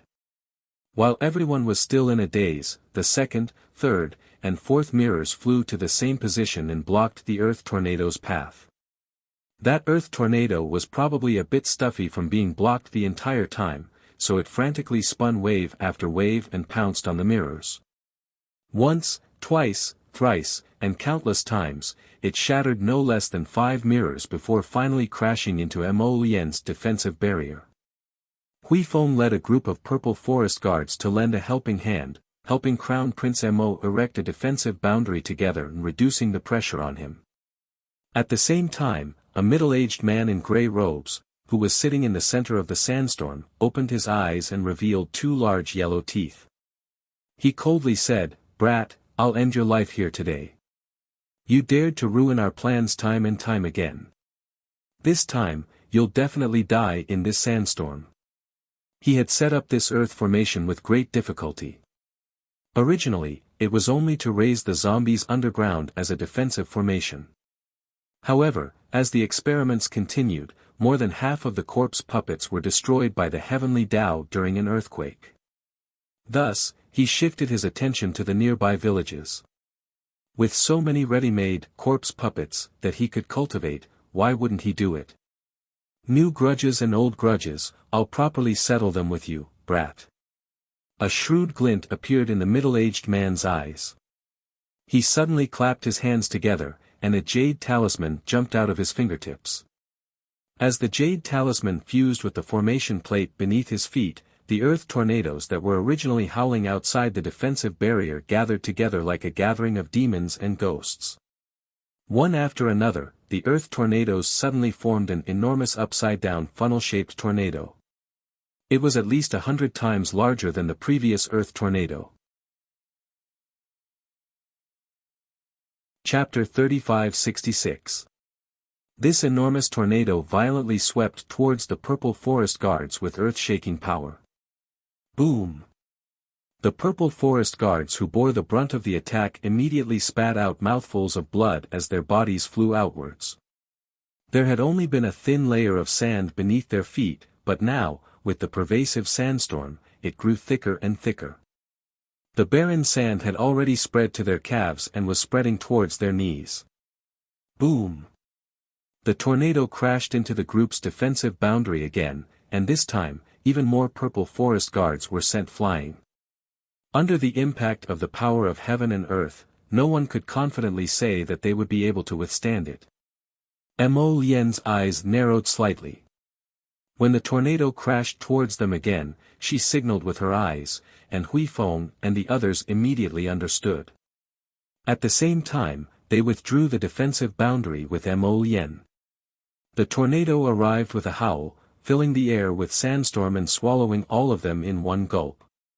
From afar, it looked like an enormous skull had swallowed Mo Lien, Huifeng, and the others into its gaping maw.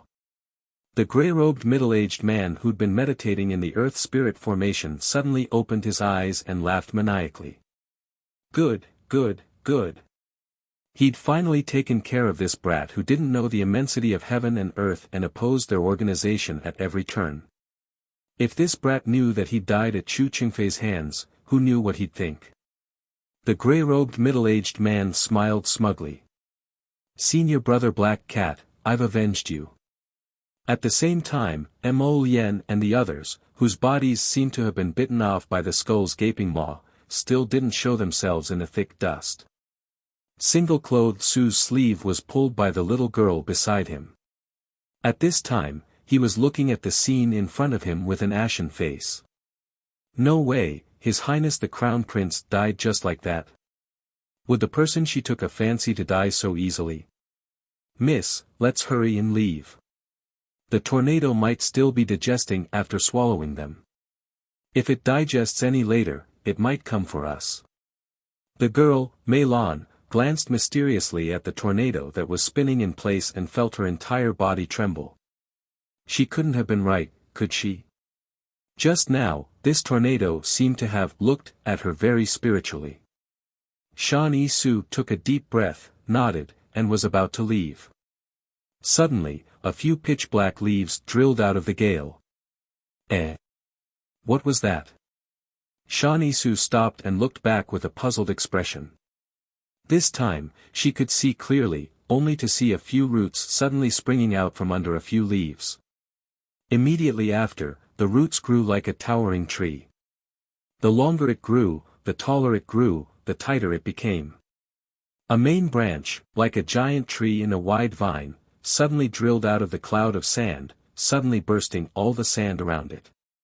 A giant ink-colored lotus flower that could seize the good fortune of heaven and earth appeared before the eyes of single-clothed Su and her maid. The two of them looked at everything in front of them in shock. Their little mouths were slightly agape, as if they didn't know what to say. Over 100 purple forest guards were hanging from the main branch of the black lotus, and they were all looking down with dumbfounded expressions. They were 100 meters above the ground. At this moment, they looked at each other in dismay and then looked up. They saw His Highness standing in the middle of a half-open black lotus flower. His long hair was scattered in the wind, and his handsome face was expressionlessly looking at them. Chapter 3567. What did you see? For some reason, the purple forest guards all felt that His Highness's voice seemed to be suffused with a thick chill. They all shook their heads with a strong desire to live and said in unison, "This subordinate swears." This subordinate didn't see anything. Could they say that His Highness stood on a flower bud and was extraordinarily handsome, comparable to a flower? They obviously couldn't. If they wanted to live, they had to be smarter and learn how to keep their mouths shut. It would be best if they could be both blind and mute. Mo Lien glanced at them. With a flick of her sleeve, she swooped down from 100 meters in the air and landed firmly on her feet. When the purple forest guards saw this, they all jumped down in unison with His Highness. Huifeng chuckled mischievously. When he saw Prince Mo turn to look at him, he awkwardly rubbed his nose. In reality, he didn't want to laugh. He just subconsciously chuckled. Oh no, would His Highness think that he was laughing at him? Huifeng, didn't your Majesty say in your last letter that our wife bought an estate on Mount Heaven Saint? Take some people with you to dig it up later. What? Huifeng wanted to cry but had no tears. He glanced at His Highness. Just how much of a person did this lord like to seek revenge for the smallest grievance? Your Highness, this subordinate swears that I definitely wasn't laughing at your beauty earlier. After Huifeng finished speaking, he suddenly discovered that the air had quieted down. He stiffly turned his head and saw that the purple forest guards were all looking at him like he was a corpse. He instantly wanted to cry but had no tears. 3 months. Mo Lien tossed down this icily before ignoring our dear Huifeng with a bitter expression. With a wave of his hand, the enormous ink-colored lotus flower that pierced the sky and earth slowly shrunk until it was the size of a small flower and directly disappeared between his brows. Mo Lien turned to look ahead and summoned 7th Yen with an icy gaze. Her finger moved slightly forward. Over there. 7th Yen whistled, and the golden dragon swept Mo Lien up with a sweep of its tail. The human and dragon traveled against the wind, and it was as if countless raging wind ghosts were brushing past them. However, to them, it didn't affect them at all. Mo Lien waved her hand and a sword appeared in her hand. A thick sword intent instantly flew out from the sword, creating a buzzing sound as it rubbed against the violent wind. Like a primordial force that tore apart the heavens and earth, this perfectly straight sword intent slashed towards the center of the zombie horde with an invisible force that could destroy heaven and earth. The sound of a sudden explosion rang out among the group of corpse puppets. Chu Qingfei, who was sitting in the middle of the Earth Spirit formation, was shocked. He couldn't escape in time and was hit on the back by a sword intent. His physical body instantly disintegrated, while his soul attached itself to a blood-stained jade talisman and suddenly burrowed into the ground with a squeak. Mo Lien seemed to sense something and looked down. However, at this moment, the thick dust was billowing, making it impossible to clearly see what was inside the destroyed Earth spiritual array disk in the center of the zombie horde. However, Yen Qi sensed something very keenly. "Master, the array disk has been broken, but the person in the array disk has escaped. His body has died and his soul has escaped." Mo Lien nodded with an indifferent expression. Suddenly, as if he had sensed something, he looked down. Sand and pebbles flew up under her feet, and all the earth and stones seemed to be sucked into the broken array disk, accompanied by waves of roaring corpse puppets. The earth trembled. The Earth spiritual array disk began to disintegrate, sucking in everything nearby. Chapter 3568. Mo Lien's expression changed. He was currently standing above the damaged formation disk, so he was naturally at the center of this sandstorm. Hence, he promptly recalled 7th Yen, but he was already uncontrollably sucked into the center of the formation disk. Hui Feng and the others naturally turned pale with fright. However, they were still quite a distance away from the center of the formation disk, so by the time they rushed over, they saw that His Highness the Crown Prince had already disappeared from the center of the broken formation disk. Even the corpse puppets in the vicinity were all swept away. "Your Highness." Everyone's expressions changed drastically. Mai Chiao's section break. When Arbor finished drawing the last batch of jade talismans on Fish Orchid Planet, she discovered that it was already close to noon. Kai Xiu pushed open the door and entered before bowing to her. "The carriage is ready. Crown Princess, shall we set off now?" Arbor nodded, a cold smile flitting across her lips. "How is the page boy outside?" Kai Chi, who had followed her in, covered her mouth and giggled. "He's about to peel off a layer of skin from the sun. He's showing signs of getting heatstroke, so someone helped him to the side to rest." "How loyal and devoted." Arbor shook her head expressionlessly and got up to walk out the door. She had already explained the situation to her parents yesterday, so she didn't go to bid farewell today. In any case, she didn't need to stay in the Mu residence for long. She would leave after getting what she deserved from Morning Sun Pavilion. Now, she was increasingly hostile toward the Mu family, and she didn't have any favorable impression of them at all. She kept feeling that everyone in the Mu family, from top to bottom, was adept at scheming and wore a mask to conduct themselves. Just like that seemingly benevolent old lady. How could she abandon a granddaughter she had been with for so many years just like that? Arbor got into the carriage and sat there by herself, shaking her head slightly as if she had thought of something. The carriage drove out of Changle Avenue and headed toward Winter Moon Mountain Forest in the west. People came and went along the way, and the streets and alleys were filled with the cries of peddlers. Arbor had spent 6 days and 6 nights drawing talismans on Fish Orchid Planet. He had basically finished drawing all the blank talismans that he could draw. In the end, she seemed to have arrived at the Great Vacuum Realm. In the end, she seemed to have gathered the power of heaven and earth and drawn a saint-grade golden talisman with the help of the gods. This was a saint-grade golden talisman summoning talisman. This was the first time she had successfully drawn a saint-grade golden talisman in her entire life. At that time, she had decisively put away the sacred-grade golden talisman and stepped out of the Fish Orchid Planet. As expected, she had attracted a bolt of lightning. And it was still a small lightning strike. The lightning flashed and the thunder rumbled. It looked ferocious and lasted for a long time in the sky. However, when it came down to strike her, it seemed to be very weak. Speaking of which, she seemed to have gone crazy yesterday. She had drawn so many talismans and only rested for less than 4 hours. Now, she seemed to be a little drowsy. Xiao Mu simply took a thin blanket and lay down to sleep for a while. When the carriage stopped in front of the Mu family's house, they suddenly heard a clang. An arrow with the word Lin carved on the tail of the arrow happened to be stuck in the window of Arbor's carriage. The tail of the arrow trembled slightly. This sound naturally woke up the little crown princess who was sleeping soundly. She raised her head, and her eyes instantly became clear. A pair of fierce eyes suddenly shot out through the curtain of the window. Who dares to disturb the crown princess? Kai Xiu scolded and jumped out of the carriage. Chapter 3569.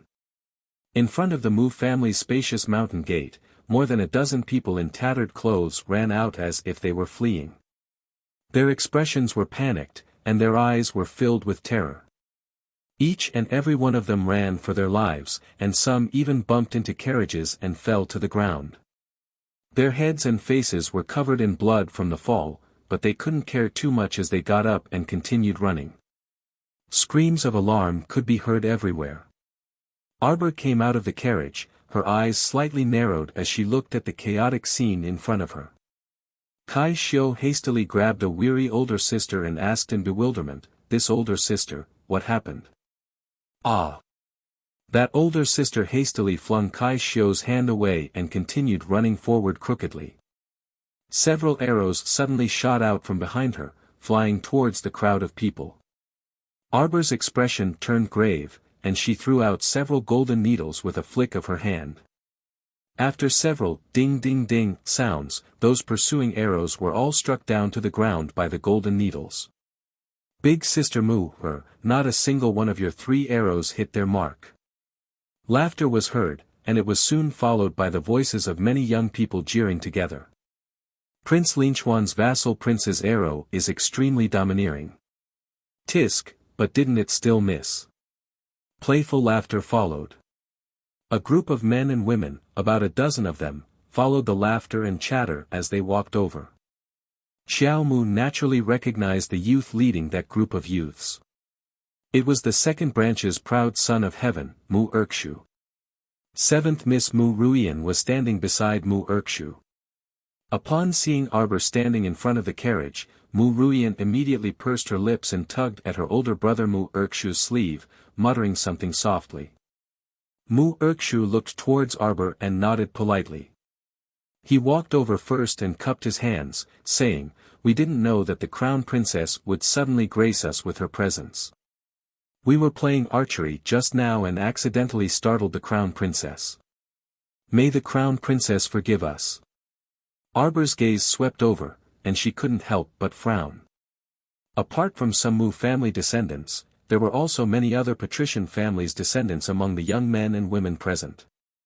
For example, the Qin family's 5th Qin and 9th Qin young master were standing not far behind. There was also a young man who was called the Crown Prince of Linchuan.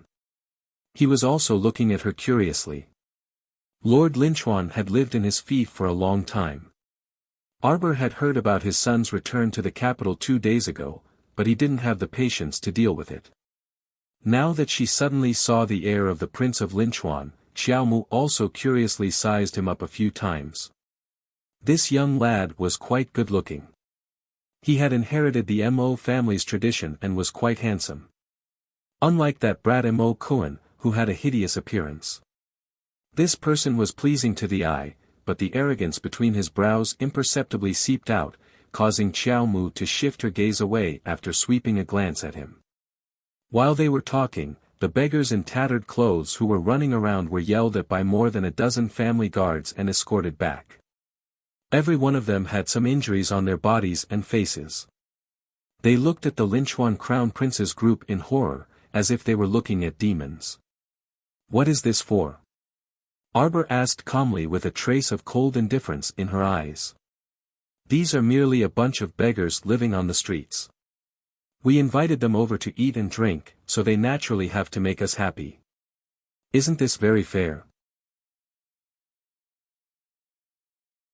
Chapter 3570. The one who spoke was a young lady from an aristocratic family. Her voice was incomparably arrogant, her eyes slanted upwards, and her nose wrinkled from time to time as she spoke. It was as if the lives of these beggars were as lowly as dog poop on the roadside in her eyes. She could trample on them wantonly and play with them as she pleased. "Who are you?" Arbor asked coldly. Mu Urkshu was an intelligent person. Even though he hadn't interacted much with the young crown prince consort, he already knew the young crown prince consort's temperament after a few short interactions and understanding of her. Looking at her expressionless face, she looked calm on the surface, but her heart was most likely surging with anger. Mu Urkshu hurriedly tried to smooth things over. "Crown Princess, please calm down. This is the young lady of the Lin family of Rome City. The Lin family is proficient in the study of arrays and is one of the top aristocratic families in Rome City." Arbor glanced at Mu Urkshu coldly. This glance made Mu Urkshu inexplicably unable to continue speaking. Lin Miao knitted her delicate brows and said with an indifferent expression, "These people should know that if they want to get anything, they have to pay a price, don't they?" "Kai Xiu," the little crown princess said coldly. Kai Xiu immediately responded and walked forward. When she arrived in front of Lin Miao, she slapped her fair face without saying a word. Following the crisp sound of the slap, everyone could not help but be stunned. Kai Xiu said with a calm face, "You have no manners. If you want to talk to the crown princess, you have to kneel down first." Lin Miao was so angry that her whole body trembled. A trace of anger suddenly appeared in her beautiful eyes, and she raised her hand to slap Kai Xiu's face. As a daughter of the Lin family, she had never suffered such humiliation in her life. When she lived in Rome City in the past, everyone in Rome City, including the city lord, was respectful to the Lin family and did everything they could to curry favor with them. It had only been 2 or 3 months since she moved to Long Yen City, but she did not expect to suffer such humiliation. How could Lin Miao endure this anger in her heart? However, before her little hand could touch Kai Xiu's cheek, her wrist was struck by a golden needle. Lin Miao's fingers went numb, and her entire arm fell limply to her side. A trace of fear appeared in her eyes. "Sister Miao, A familiar voice made Arbor look over. She saw Louis Ran holding Lin Miao's arm with a pained expression. Seeing this motley crew, Arbor felt annoyed for no reason. He said coldly, "Tie them up." 2 purple forest guards darted out from behind her with a whoosh. They grabbed Lin Miao's arms from both sides and pushed her in front of the young crown prince consort. Mu Urkshu hurriedly came out to smooth things over. "Crown Princess, I'm afraid this isn't very appropriate." In any case, she was the eldest young miss of the Lin family in Fuzhou City. If she was bullied in the Mu family's territory, who knew how the Lin family would come looking for trouble with the Mu family? Mu Ruian couldn't help but cry out, "Crown Princess, what are you doing? Don't you like to play archery games? Then I, the Crown Princess, will play with you." Arbor's cold gaze swept over everyone present, and she waved her small hand slightly. The purple forest guard immediately understood. He released Lin Miao's arm and pushed her forward heavily, berating, "Why aren't you running?" At this moment, an exquisite purple bow had appeared in the young crown prince consort's hand. As spirit energy seeped into it, the small bow in her hand grew in the wind, and with a whoosh, it became the size of a normal bow. Chapter 3571. The arrowhead was aimed at Lin Miao's pale face. Everyone was taken aback and looked at Arbor with an incredulous expression. The crown princess was actually aiming her bow at Miss Lin. Seeing that Lin Miao didn't react, Arbor released the arrow, and like a gust of wind chasing the moon, it directly shot towards Lin Miao's heart. "Sister Miao!" Louis Ran covered her mouth and screamed. This scream made Lin Miao recover from the shock, and hurriedly dodged to the side.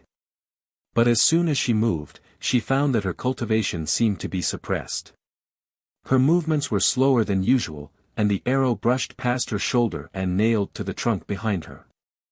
The tree trunk swayed slightly, and suddenly the entire tree fell backwards, crashing to the ground with a loud crash. It was obvious that the little crown princess arrow was not just for show, but really wanted to take her life. You!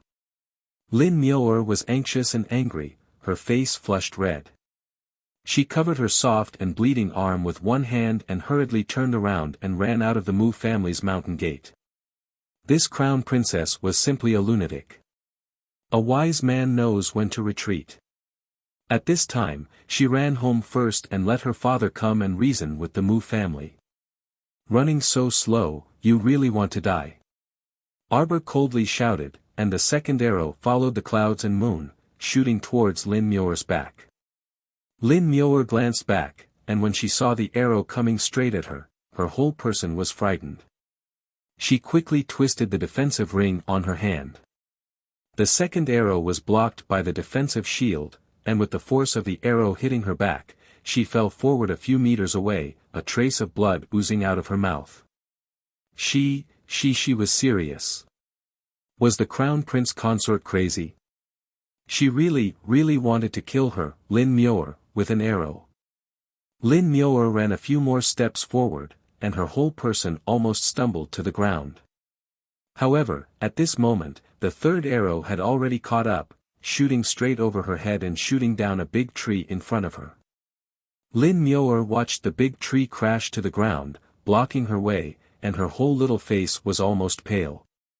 As soon as she turned around, she was horrified to find that the little crown princess' fourth and fifth arrows had already caught up to her. The fifth arrow chased after the tail of the fourth arrow, directly splitting the fourth arrow in half, passing through and shooting straight between her eyebrows. Crown Princess! Crown Princess! Mu Erkshu, Linchuan Wang Shitzi, and the others all cried out in surprise. Wouldn't this arrow between Lin Muir's life? Lin Muir's legs went soft and she fell to the ground. She opened her mouth and cried. She had really lost all her face today. The little Lin Muir, and, the whole arrow, the whole arrow, the whole arrow. Lin Muir's, the crown princess, and leaning against the tree Mian Bai, and, she was. Crown Princess. You're too much, aren't you? Mu Ruian cried out in exasperation. You're too much of a bully. Louis Ran hurriedly rushed over, reaching out to help Lin Muir, who was hugging her knees and crying bitterly, up. She also shouted, Crown Princess, what are you doing? How can you bully people like this? So what if I bully you? The little crown princess walked over to them with an indifferent expression. Chapter 3572. In your eyes, these beggars are nothing more than the mud beneath your feet, ants that you can bully at will. But in my eyes, you are nothing but ants.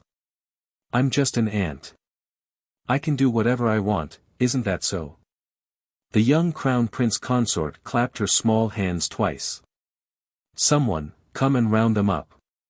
Today, this crown princess will also learn from their horse-riding game and shoot beggars. I'll have a good time with them. Yes. The purple forest guards mounted their horses. As the hooves of the horses trampled on the ground, dust flew everywhere. The soldiers urged their horses to encircle the outer circle, blocking the crowd of panicking noble ladies and noble sons at the foot of the Mu family's mountain gate. Everyone couldn't help but gasp in shock.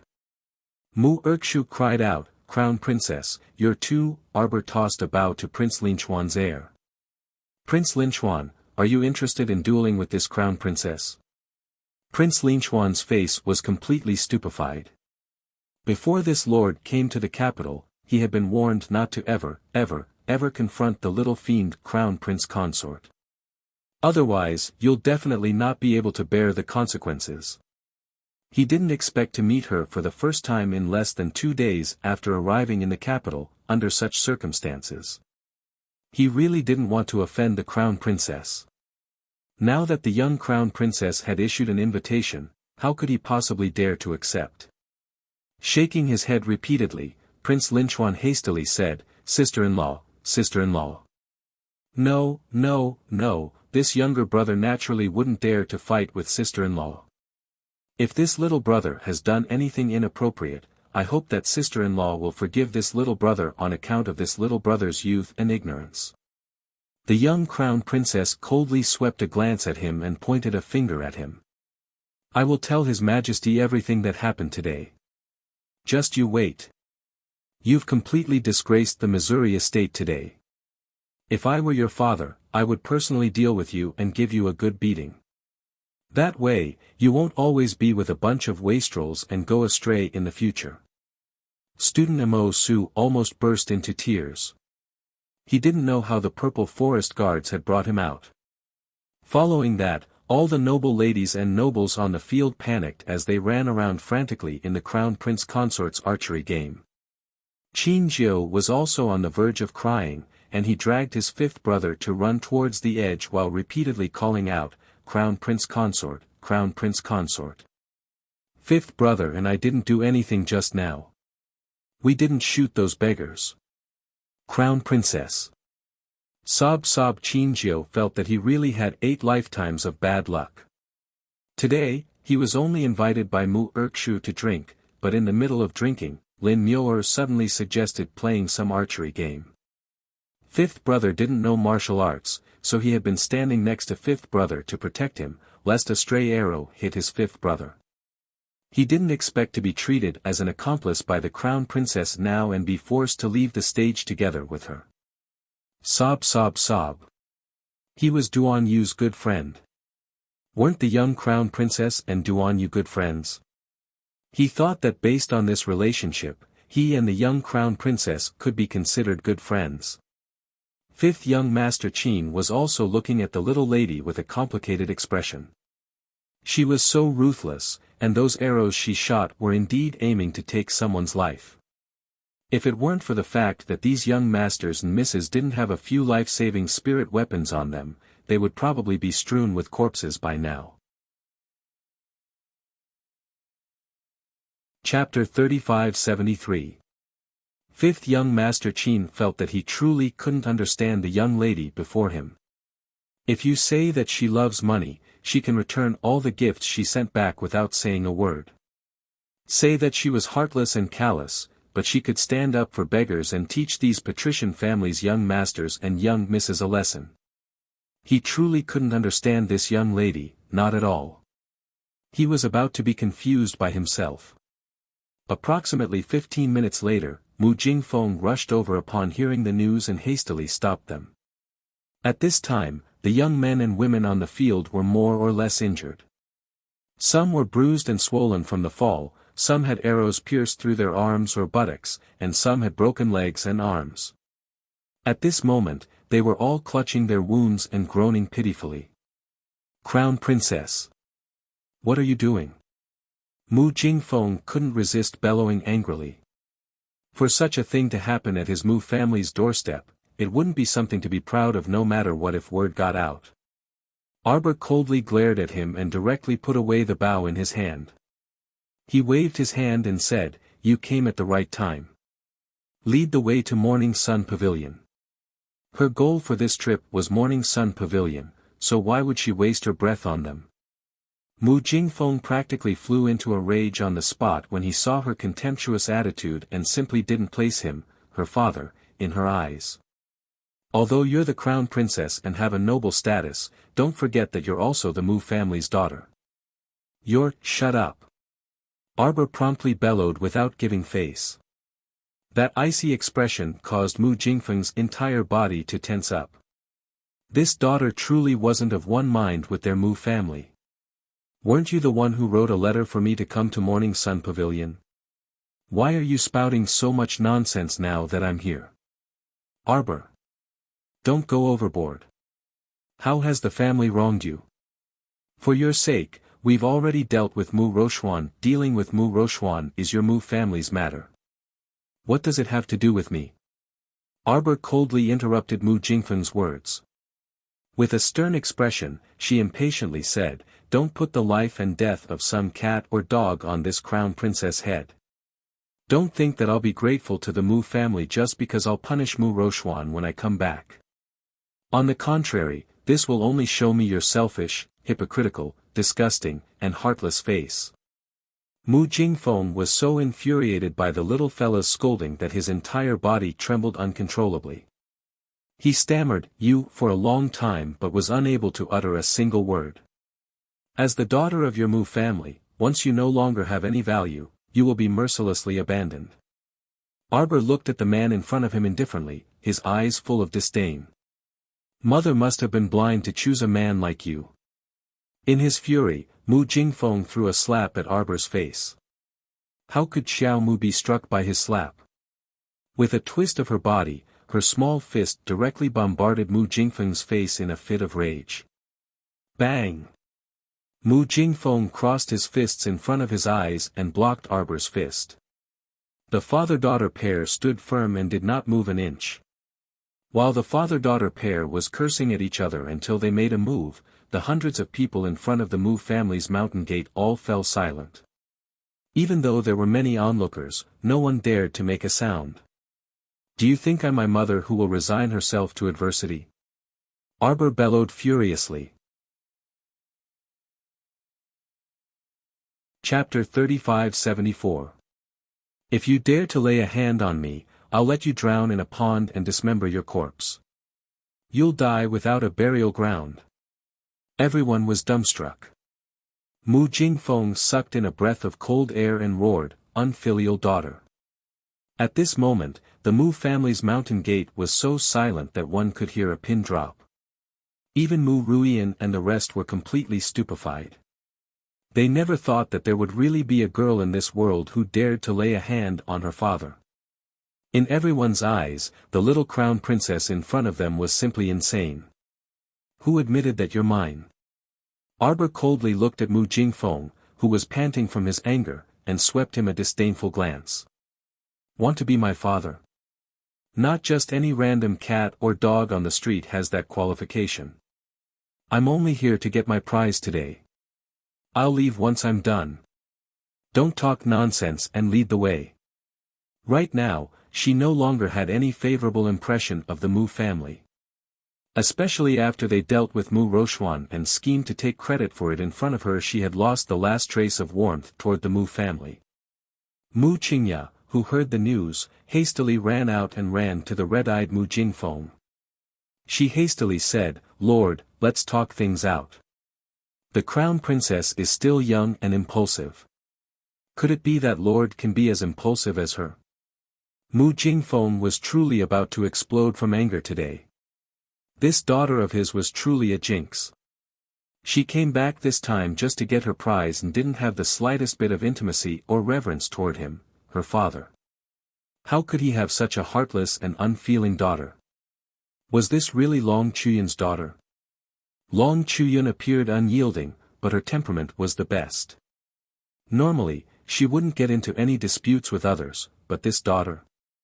She was simply a natural troublemaker.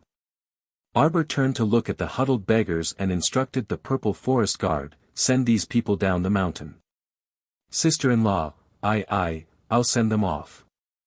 Prince Linchuan's air had long turned pale from fright. He promptly volunteered to make up for his mistake. Arbor looked at him coldly. Mo Su only felt that gaze was like the water of a cold pond, the depths of an icy spring, so cold that it made one's heart tremble uncontrollably. I promise that he and the others will be fine." Fifth young Sir Qin left with Mo Su with a complicated expression. Even now, he still couldn't understand the young crown princess. Call her cold and resolute, but she was so kind to some beggars whom she had never met before. You can say that she's kind, but she's so cold and murderous towards her own father. Although the crown princess was young, she was an exceptionally difficult person to read.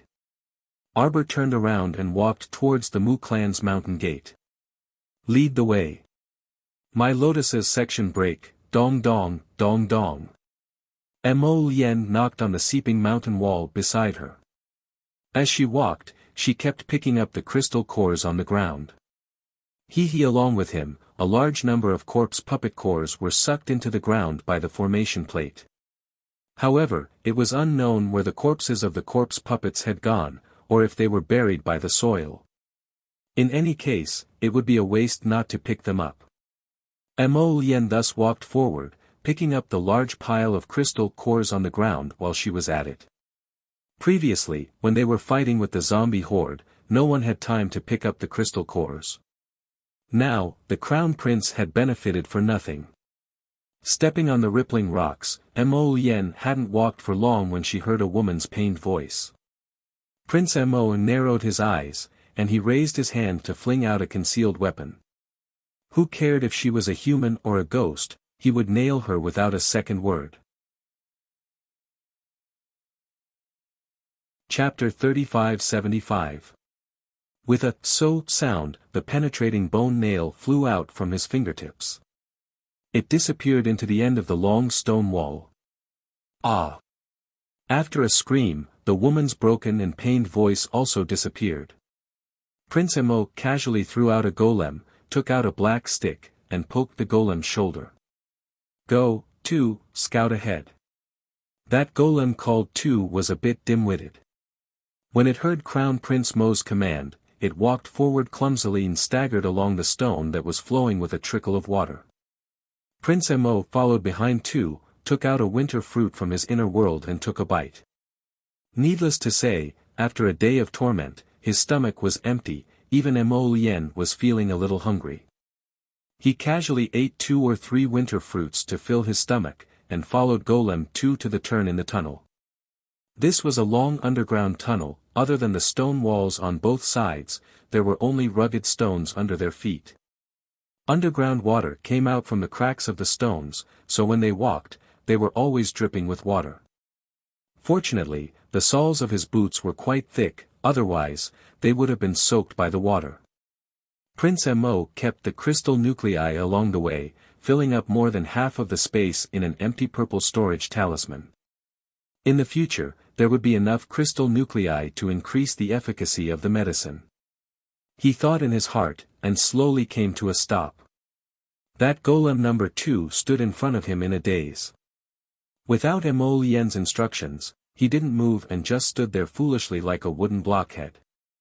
Looking from where it stood, there were a few drops of fresh blood on the ground, which had not been completely soaked by the trickling water. The water on the stone wall formed a natural small water screen. There should be a small stone cave inside. The view was blocked by the water screen, and looking in, it was pitch black. Mo Lien did not plan to take the risk, but used the little black stick to poke the golem's waist. Go in and see who is there pretending to be ghosts. The golem strode over, and not long after, a woman's scream could be heard. Mo Lien frowned and took 2 steps back. Not long after, Golem 2 came out of the small cave with a woman with disheveled hair in its hand. Ah! Ah! The woman's cries suddenly stopped, and she changed into a pleasantly surprised tone. She shrieked, "Your Highness, Your Highness!" Mo Lien glanced at that woman with disheveled hair that concealed her true appearance. He simply didn't know who she was. However, Prince Mo recognized the bone-piercing nail on the woman's left shoulder. Brother Duan Yu's famous work was a bone-piercing nail that injured his tendons and bones for half a month. Oh, it turned out that the penetrating bone nail had hit this woman. Prince Mo did not feel guilty at all. He shouted at Mechanical Puppet 2, "Throw her away and let's go. Don't pick up all the trash from him." He still had to find his way back, so he didn't have time to talk nonsense with some random people. Your Highness. Your Highness." However, the woman who was thrown to the ground by the golem suddenly crawled up and scrambled toward Mo Lien's feet.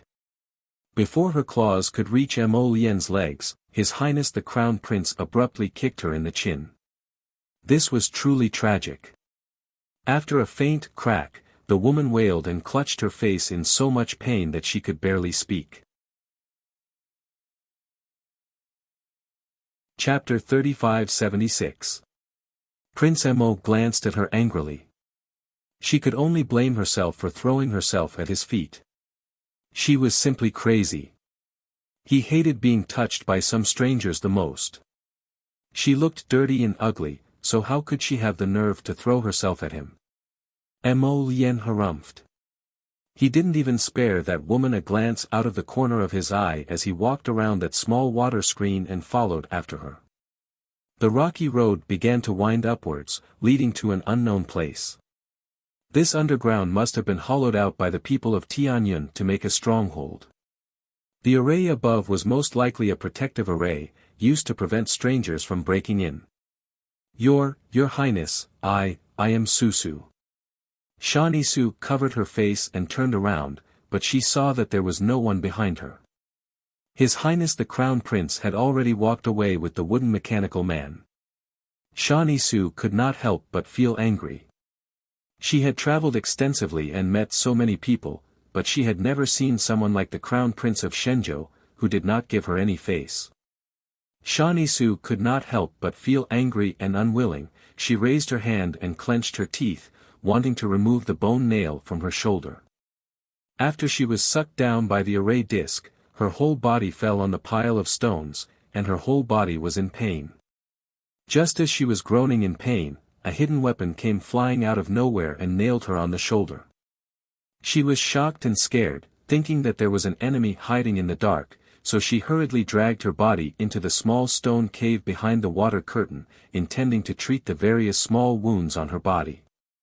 However, she did not expect that before she finished treating, she was pulled out of the small stone cave. She was really unlucky to have met such an unromantic man. She wanted to delicately seek protection and help, but her chin was almost broken by the man. She felt that there was no place on her body that did not hurt. She must first use medicine to treat the injuries on her body. Shani Su took out 2 healing pills from her inner world and swallowed them. She also took out a medicinal herb, rubbed it in her hand, and then applied it to the small wounds on her body. These superficial wounds were easy to treat, but the bone nail on her shoulder was very difficult to remove. She had already tried to retrieve it for herself earlier, but unfortunately, she did not succeed. Firstly, her head was lowered, so it was difficult for her to move with one hand. Secondly, the penetrating bone nail was very strange. Once it was nailed into the skin, it was useless to forcefully pull it out. There were dark hooks hanging around the concealed weapon, which were sucked into the depths of the flesh. If he were to use force, he would only tear off an entire piece of flesh, making him suffer unspeakably. Shani Su tried 2 more times and could only give up temporarily. After all, it was not very convenient for her to treat his wound with her head lowered. However, if this concealed weapon was left in his skin, it would easily cause his skin to fester. At that time, if he wanted to take it out again, it would be extremely painful. His Highness the Crown Prince is so cruel. Shani Su stamped her feet. After hastily treating her wound, she hurriedly ran after Mo Lien. After chasing for about half an hour, they finally caught up with Prince Mo, who had stopped at the end of the road. Your Highness. Shani Su's expression did not change, but her heart was slightly happy. A man and a woman alone in a room, how could she cultivate some feelings with His Highness? Shani Su was about to reach out to touch his back, but she saw Prince Mo, who was originally standing in front of her. Chapter 3577. It dissipated like an illusory smoke. This caused Shani Su to be slightly stunned. When she turned her head to look, she saw that there were 4 forks in the road in front of her. There seemed to be a trace of Prince Mo's figure at each intersection. But when she reached out and touched it, it dispersed into the wind like a cloud of mist. Not even a trace of his aura could be found. Shani Su looked at everything in front of her with a stupefied expression. She couldn't help but feel a trace of bitterness in her heart, as well as a monstrous wave of anger. This Crown Prince Lien was really ruthless. In order to prevent her from figuring out which path he took, this guy actually used such a mean method. He spread out a bit of divine sense at each intersection. It felt like every path had his aura, but Shan Yi-su couldn't figure out which path he took. In this way, she couldn't determine where he went, let alone which path he took to chase after him. This man was simply hateful. Shan Yi-su couldn't help but bite her pearly white teeth. Could it be that she was so disliked by others? This Prince Mo didn't hesitate to do so many things in order to deceive and mislead her. Was she so hard to accept and loathed? A trace of anger appeared in Shan Yi-su's heart, but it was more resentment. She also inexplicably felt a trace of jealousy towards the little crown princess. In the past, she would never be jealous of anyone. Because she was so outstanding. At such a young age, she was already a famous divine grade alchemist in the 3 provinces. Who did she need to be jealous of? But now, she was inexplicably jealous of the little crown princess. Because she was actually treated so wholeheartedly by the divine province's crown prince, such an unparalleled figure. For the sake of the little crown princess, the divine province's crown prince was simply unwilling to be alone with her in a room. Shan Yi-su clenched her fists and said to herself resentfully, "The better you are, the more I want to make you mine." Shan Yi-su's eyes flashed with a determined light. She waved her hand, and 4 small snakes came out from her sleeves. They slithered into the 4 tunnels in a crooked manner. A light green jade flute appeared in Shan Yi-su's hand. Along with the sound of the flute, the 4 small snakes slithered around in the tunnel as if they were sensing something. After half an hour, Shan Yi-su revealed a smile on her face.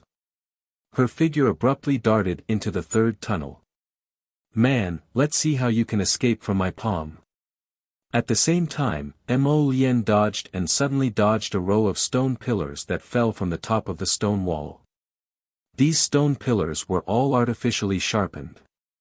If they were really pierced into one's body, wouldn't there be a row of bloody holes? Mo Lien patted her chest and looked back. She tilted her head and thought for a few seconds. Then, she returned to the row of stone pillars and moved her hands and feet a little to rearrange the stone pillars. After doing this, she shouted at the dull-witted number 2, "Hurry up and lead the way." This dull-witted thing was not as smart as Debeo at all.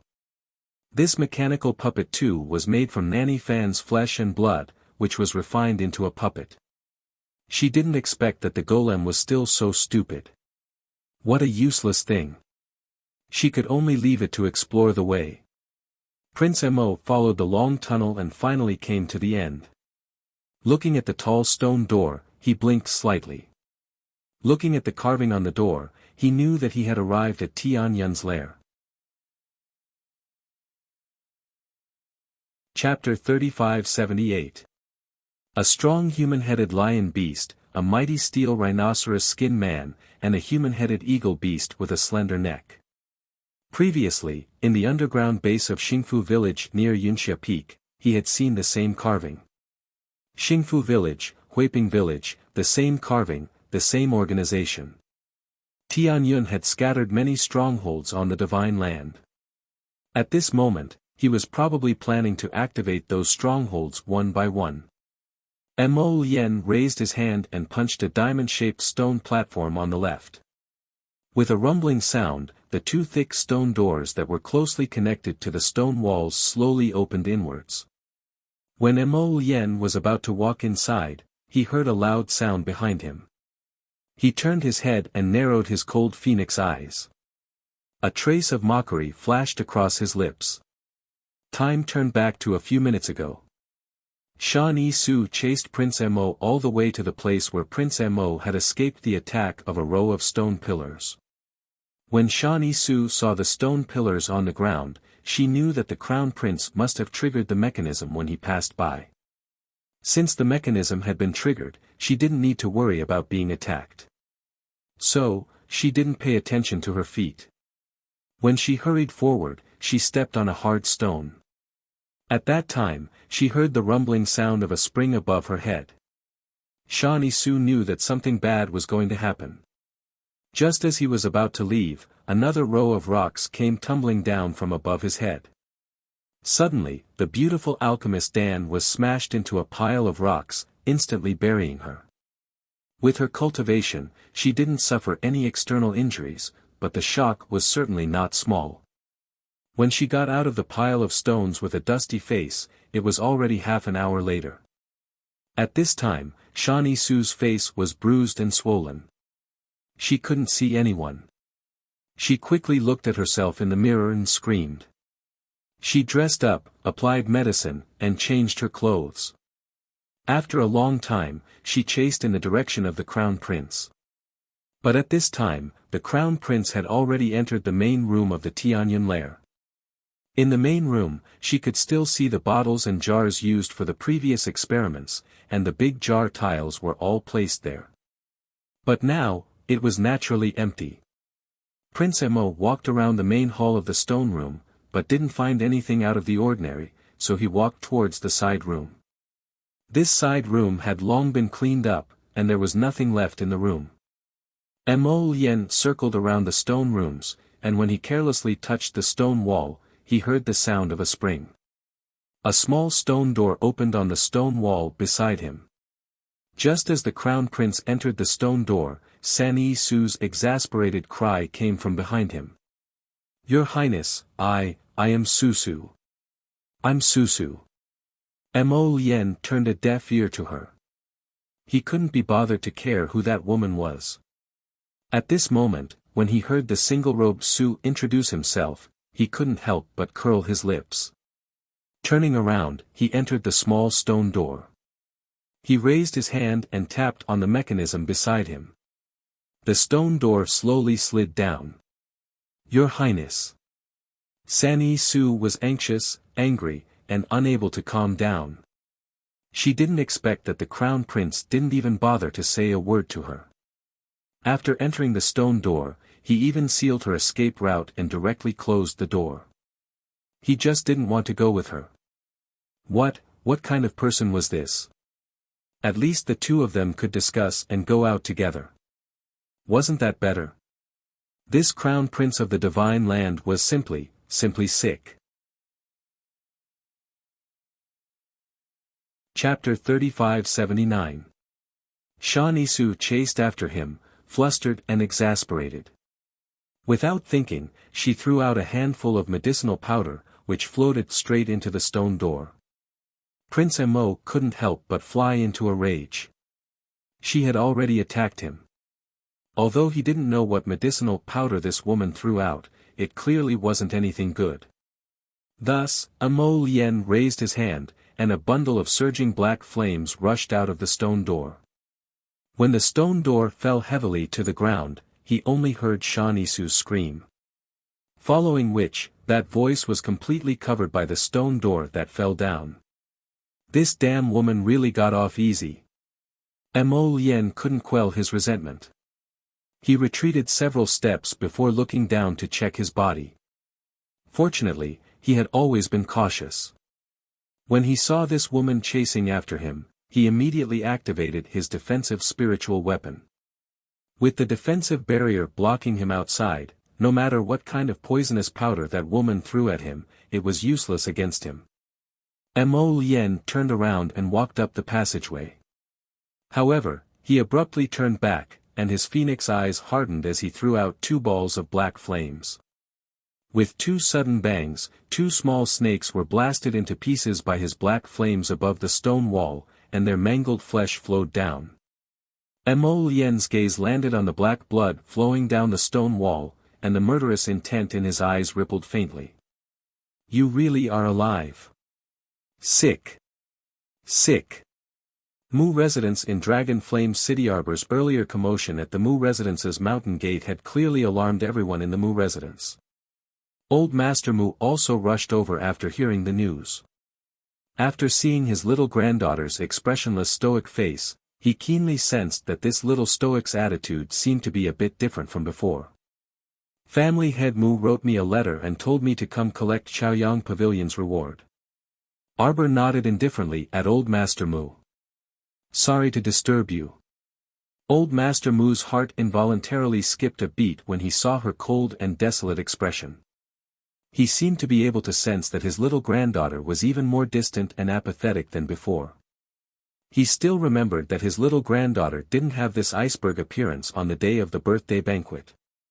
At that time, whether it was the way she looked at people or the way she spoke, it was not as sharp and cold as it was now. It was as if everything had returned to the starting point overnight. This little fellow seemed to have returned to the past. When he looked at the Mu family, there was no warmth in his eyes. The old man couldn't help but feel a sense of loss. But he quickly adjusted his mentality and nodded at Arbor. "I'll take you there." Arbor responded faintly. He moved and followed the old man for a few steps before stopping in front of Wuxia, who was watching the commotion. The little crown princess took out a debt note from her inner world and tossed it to the fifth branch's wife. Without saying anything, she left with the old man. "Fifth sister-in-law, what did the crown prince consort give you?" Mu Dongni leaned over to take a look curiously. Then, she cried out in surprise, "Pink House's debt." Wuxia also pursed her lips and abruptly raised her head to look at the little crown princess's departing figure. But at this time, the little crown princess had already left with the old man, leaving behind only the corners of her moon-white clothes, which glided past the flower bushes at the corner. Mu Dongni looked at Wuxia with a complicated expression and muttered to herself, "Hey, what kind of person is this crown princess?" She clearly didn't speak more than 2 sentences to fifth sister-in-law Wuxia, but she actually came forward to resolve such a troublesome matter as the pink house for Wuxia. But say, she really cared about kinship. Chapter 3580. Why was she so indifferent to Mu Jingfeng and Grandpa Mu? She was really a little girl with complicated thoughts. Mu Dongni shook her head, feeling a little upset. Right now, everyone in the family was saying that the crown prince consort was a woman who was unreasonable and had little affinity with family. However, she could see some clues from Miss Hua's matter today. Perhaps it was just that her family didn't know this young crown prince consort well. Mu Dongni and Miss Hua looked at each other and said nothing in the end. On the other side, Arbor, led by Grandpa Mu, passed through the garden and came to a very secluded place. At a glance, there was nothing in front of her. There was neither a small building or any flowers or trees. It was just a flat ground with a wide view. Xiao Mu only felt a slight heat on her wrist, and when she looked down, she saw that the verdant pine and cypress jade bracelet that she had been wearing all this time seemed to be emitting a faint light that disappeared in a flash. When she looked down again, the jade bracelet didn't respond. She subconsciously raised her hand to touch the bracelet, thinking that her eyes were playing tricks on her. "Elder Qing." Grandpa Mu called out, but the other party didn't respond at all. Arbor turned to look at Grandpa Mu, only to see a rare trace of awkwardness in his expression. "What's the problem?" Arbor asked indifferently. Every time the Chaoyang Pavilion is opened, several elders have to work together to open a small gap in the defensive barrier. Of course, every family disciple has to get the approval of Ancestor Chaoyang to pass through this gap. Otherwise, even if they go in, they will still be kicked out. Arbor made an "oh" sound and looked at Grandpa Mu, waiting for him to continue. "Jojo, wait here for a while. Grandpa will go find Elder Qing and the others." Grandpa Mu cursed Elder Qing and the others in his heart. How could he not know by now? Elder Qing and the other elders must be unwilling to help Jojo open the Chaoyang Inn, so they must have found an excuse to hide somewhere. While they were talking, a head popped out from the door of the courtyard. The head shrank back when it saw Old Master Mu. "Xiao Tang, I can already see you. Come out." After Old Master Mu shouted, the young man named Xiao Tang came out from the corner. He lowered his head and did not dare to look into Old Master Mu's eyes. "Where are your grandfather and the others?" Grandpa Mu asked with a sullen face. "Grandpa and the others, yesterday, they worked together to help Ro Yan, Miss Ro Yun, and the others open the door to Chow Yang restaurant. So they're a little tired today. I went back to rest just now. Grandpa Mu's face darkened. He was also someone who had once been the patriarch, so how could he not know the weight of these elders and disciples in the clan? If opening the door to Chow Yang restaurant was enough to tire these elders out and make them go back to rest, then the Mu clan would have been uprooted long ago. Among these elders, at least 2 were in the godly realm, while the rest were at the peak of the 15th level of the spirit realm. How could they be tired from opening a door with such cultivation? Wasn't that a joke? To put it bluntly, they were not willing to help Xiao Qiao spend another effort to open the barrier of the Morning Sun restaurant. Chapter 3581. Old Master Mu turned around to look at his granddaughter's cold and indifferent expression. He felt slightly uncomfortable, so he said, "Jojo, don't worry. Grandpa will go find someone now and help you, no need." Arbor coldly refused. Her gaze circled the empty space in front of her before finally landing on the stone tablet at the side of the courtyard. This stone tablet was very inconspicuous. If one didn't look carefully, they wouldn't notice it erected here. She curiously walked over and stood in front of the stone tablet to take a look. 99 horizontal lines were clearly engraved on the stone tablet. At this moment, the 3 horizontal lines at the bottom were glowing red, and there were actually small words flashing next to them. Arbor took a closer look and saw that the small words next to the horizontal lines were actually the names of a few people. They were Mu Ro Yan, Mu Ro Yun, and Mu Jiating. Arbor had heard of this Mu Jiating before. It was said that he was a genius talisman master from a branch family. He was only 23 years old and was already a perfected yellow-level talisman master. This Mu Jiating, who was only a step away from becoming a black-level great talisman master, was able to obtain a spot to enter Chaoyang Pavilion. But Mu Ro Yan and Mu Ro Yun, with their advanced-level talisman master standards, they could enter Chaoyang Pavilion? How could there not be anything fishy about this? When old Master Mu saw his granddaughter's gaze carefully landing on the names, his old face couldn't help but redden slightly. He couldn't help but lightly cough and say, "These 2 children have made great progress recently. Especially Ro Yun. She, is about to enter the yellow-level talisman master realm." Arbor meaningfully glanced at the old man and mockingly said, "This Mu Ro Yan, it seems that she hasn't even reached the advanced-level talisman master standard, right? If such a person could obtain the qualifications to enter Chaoyang Pavilion, then there wasn't much interest in whether she could enter Chaoyang Pavilion or not." Old Master Mu instantly felt a slight burning pain on his face. Mu Ro Yan's talisman drawing standards weren't that great, but the candidates to enter Chaoyang Pavilion were ultimately decided by his son, Mu Jingfeng. The old man hadn't been in charge of anything for many years, so he didn't think too much about it. Now that his granddaughter had pointed it out, his old face burned. He heard that when Mu Ro Yan entered Chaoyang in yesterday, she was holding a rare purple talisman message talisman, which actually made old ancestor Chao Yang look at her in a new light. It was rare that he did not kick her out. Although the old man was also a little surprised, the matter had already been settled, and there was nothing he could do. Could it be that he could rush in and beat Mu Ro Yan out and accuse her of cheating? Arbor turned around and was about to leave. In that case, it doesn't matter if we enter or not. Hey, wait, Jojo. Grandpa Mu hurriedly stopped her and said, "I'm going to find him now. You wait here for a while. You definitely have the qualifications to enter Chaoyang restaurant. No one in the family can stop you from going in. You've already given these 3 places to others. It seems like the previous competition was merely a formality." Xiao Mu gazed at this old geezer mockingly. "Back then, you were the one who said that only 3 people could enter Chaoyang Pavilion every year, right?"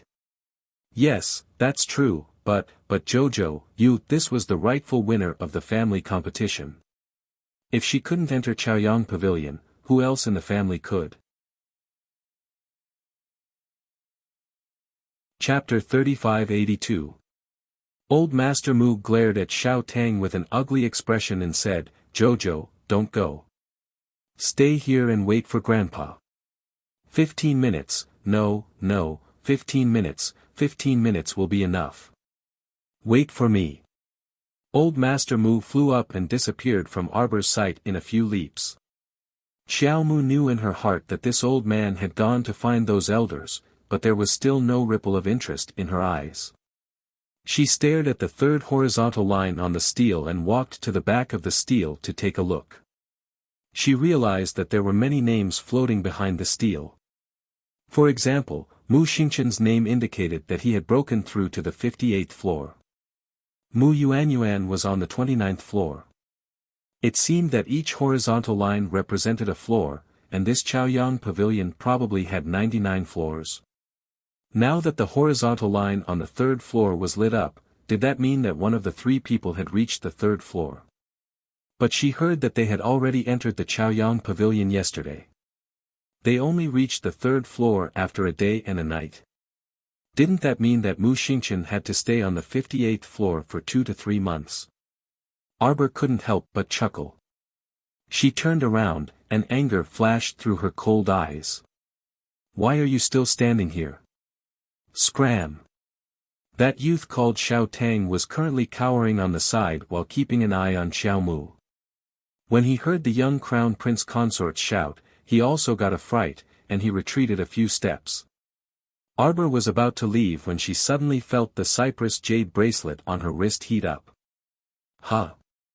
What's up with the bracelet today?" She looked down and saw that the bracelet on her wrist suddenly emitted a soft light. "This light? Why does it look like it?" Arbor's heart skipped a beat. Before she had time to think, she felt the scenery in front of her flash past her. The space changed. When she opened her eyes again, she was already in a vast grassland. Arbor stared blankly at the dark green grassland in front of her. She blinked and closed her eyes, chanting 3 times in her heart, "Illusion array, break." When he opened his eyes again, he was still in that vast grassland. Behind her came the sound of a herd of animals running. Sir Jojo turned around to take a look and quickly flew into the air. She looked at the large herd of antelopes spreading like a flood under her feet with a dumbfounded expression. "Damn, this green grass and blue sky is too realistic." By the time the large herd of antelopes ran over, 15 minutes had already passed. Xiao Mu floated down to the ground in exasperation. She looked around her in a daze as she surveyed the boundless grassland around her. What was she doing? Did he enter Chaoyang restaurant? Arbor looked down at the bracelet in his hand. This bracelet was the key to opening the Holy Water Sex Maple Pavilion's secret location. What did it have to do with Morning Sun Pavilion? The only connection was back then, the talisman matrix outside the Holy Water Sex Maple Pavilion was also set up by Patriarch Chao Yang. Could it be the key? Could it be used? Enter all the talisman arrays set up by old ancestor Zhao Yang. So to speak, the seemingly empty yard outside was actually set up with multiple layers of concealment and defense rune arrays. It was just that she couldn't see through them with her current talisman energy level. Sir Jojo blinked. Was there such a coincidence? Outside, old Master Mu hurried over with Elder Qing and the others. He immediately saw Little Soup standing in the empty yard like a block of wood. "Why are you the only one here? Where's Jojo?" "Rascal, don't tell me you said something you shouldn't have again and made Jojo leave in anger." Chapter 3583. Old Master Mu scolded him. Xiao Tang, on the other hand, pointed to the front in astonishment. He opened his mouth and looked at Old Master Mu in a daze. "What's with that expression? Why are you pointing there?" Old Master Mu roared at him. "Speak. Old Master." Mu Zitong hurriedly said, yes, she went in by herself." "What?" Old Master Mu and Elder Qing couldn't help but cry out and look at Mu Zitong with strange eyes. Elder Qing hurriedly asked, Xiao Tang, what's going on? Tell us clearly. Grandpa, just now, I was standing here with the Crown Princess. Crown Princess, look at me standing here, and you're telling me to scram. What? What right does she have to tell you to get out? Elder Qing's face immediately darkened. Xiao Tang was his grandson. Even if the Crown Princess had a noble status, she didn't have much status in the Mu family. How dare a foreign girl tell his grandson to get out? How dare she? Old Master Mu roared, what are you talking about? Get to the point. Elder Qing shut his mouth with a dissatisfied look. Mu Zitong hurriedly said, I had just taken a few steps back when I saw a barrier appear behind the Crown Princess. Then a door opened in the middle and sucked the Crown Princess in just like that. At that time, the Crown Princess's body was full of splendor, so no one could see what was going on clearly. In any case, the Crown Princess must have entered Chaoyang Pavilion. Mu Zitong said with certainty. Impossible. Elder Qing waved his hand and denied it with a look of disbelief. Chaoyang Pavilion has never opened its door by itself. That's right. Every time, we work together to open a gap for the children to get in. It can only be opened once or twice a year. How could it be possible this time? Old Master Mu waved his hand to interrupt the elders. Since Xiao Tang saw it with his own eyes, it must be true. Even though Jojo has entered Chaoyang Pavilion, I still have to explain everything that happened before. Mu Tsang glared angrily at the family elders. You all are elders of the Mu family. You've been in the Mu family for several tens of years. You should know the rules of the Mu family very well. No matter what, Jojo is still a daughter of the Mu family. Since she won the competition, you shouldn't have made things difficult for her and even did such a thing. I don't need to ask to know who instigated all of this. Jing Feng is muddle-headed, but as elders, are you as muddle-headed as him? After Mu Tsang finished speaking, he turned around and left. You guys stay here and watch over this place. If there are any strange movements in Chaoyang restaurant, come and report to me. As he spoke, he walked out of the empty courtyard and ordered in a deep voice, go and call the patriarch over. This Mu Jingfeng's way of doing things was truly disappointing him more and more. Back then, wasn't the decision to hand over the entire Mu clan to him a little too hasty? Elder Qing and the others looked at each other in dismay before all of them walked toward the stone tablet. Xiao Tang, is what you said earlier true? Grandson's words are true. Mu Zitong quickly nodded. Elder Qing couldn't help but look puzzled. How is that possible? When did this patriarch Chaoyang's temper become so good? Elder Qing, look, what's going on here? One of the elders suddenly raised his hand and pointed at the stone tablet, his eyes widening. Chapter 3584. Arbor jumped back and forth on the grassland for a while before she finally stopped. She reached out to tap her chin and muttered to herself, it seems that this should be a large-scale talisman array. These antelopes seemed to have gone crazy as they ran back and forth repeatedly, as if they were possessed. Was it probably a repetition talisman? To be able to create such a huge illusion of an antelope herd so generously. There was also a repetition talisman effect inside. Or put it this way. Actually, the entire Chaoyang restaurant was enveloped by a talisman array from the inside out. Once someone stepped into the building, it meant that the test had already begun. It was extremely easy to crack the repetition talisman. A dozen of the unlocking talismans would do. Arbor took out a handful of talisman papers from her pocket.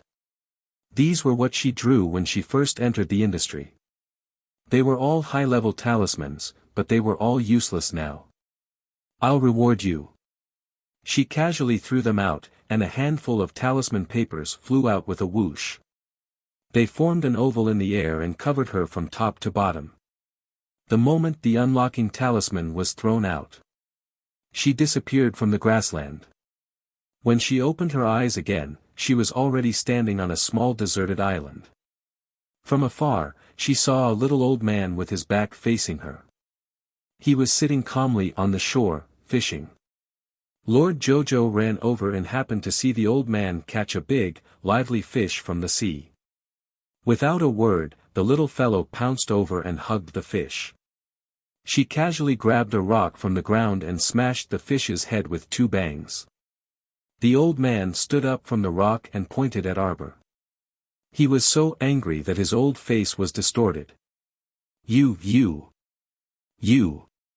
Arbor slowly took out a jade talisman from the fish's stomach and waved at the old man.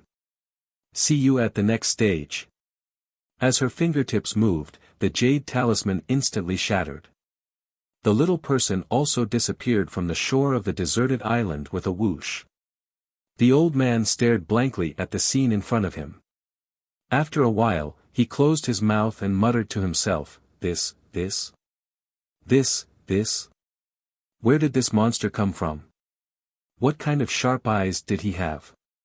He could actually see that the core array talisman was in the fish's stomach. The old man also disappeared with a whoosh. At this time, Arbor had already passed through 7 levels and arrived in front of a small garden with richly ornamented beams and painted rafters.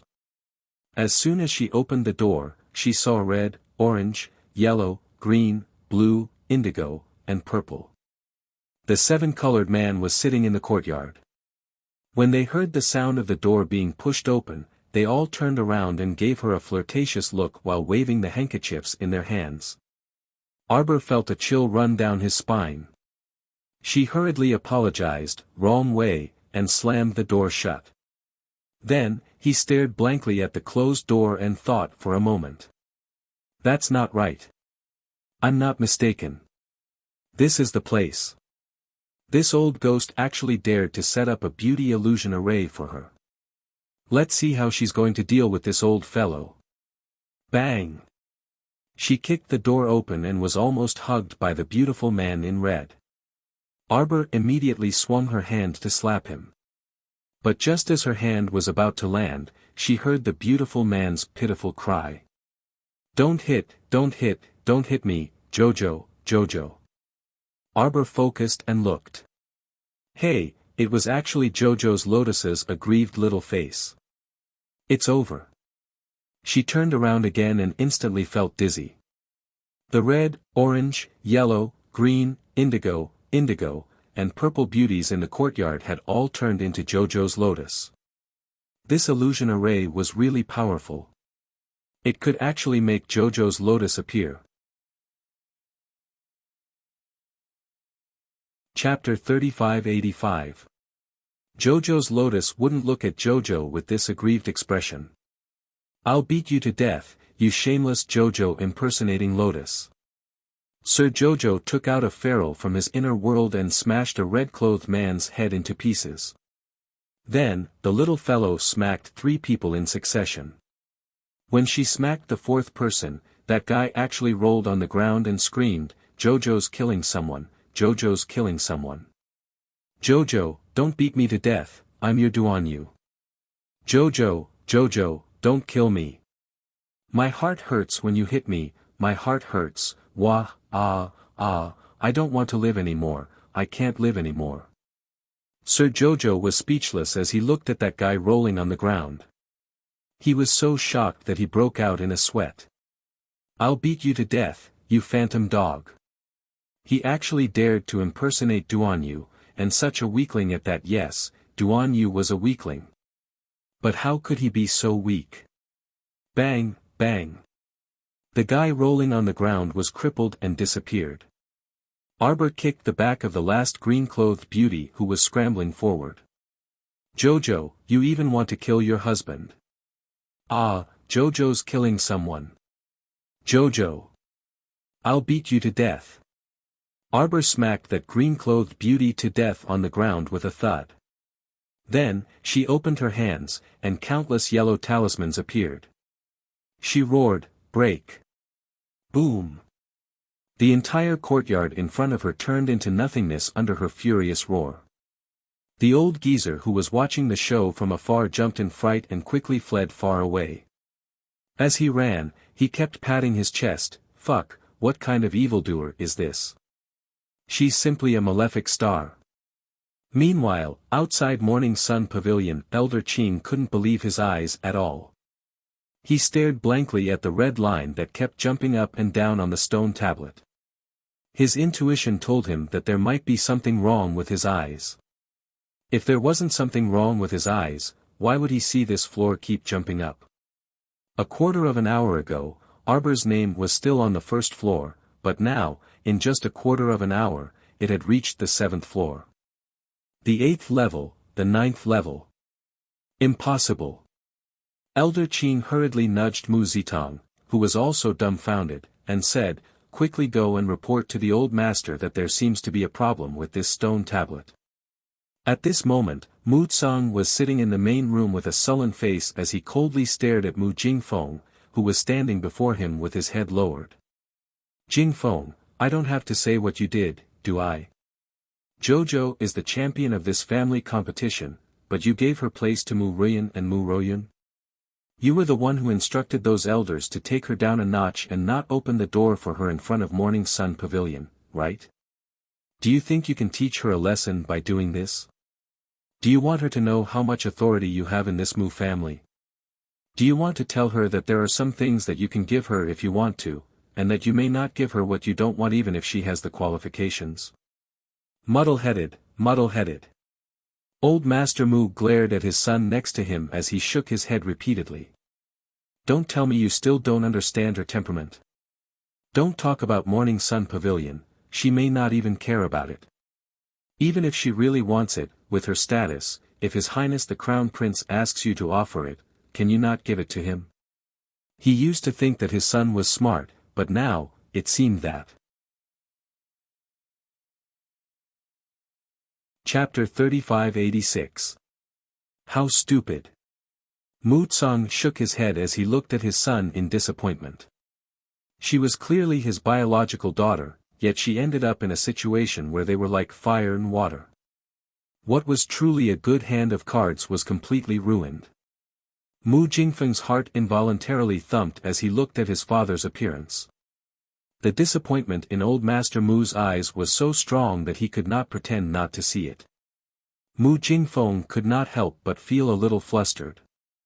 If old Master Mu became picky about him, wouldn't it even his position as the head of the family would become unstable as a result? He knew that there were quite a few brothers in the family who were troublesome. His second brother had been eyeing the position of the family head and had been scheming for several decades.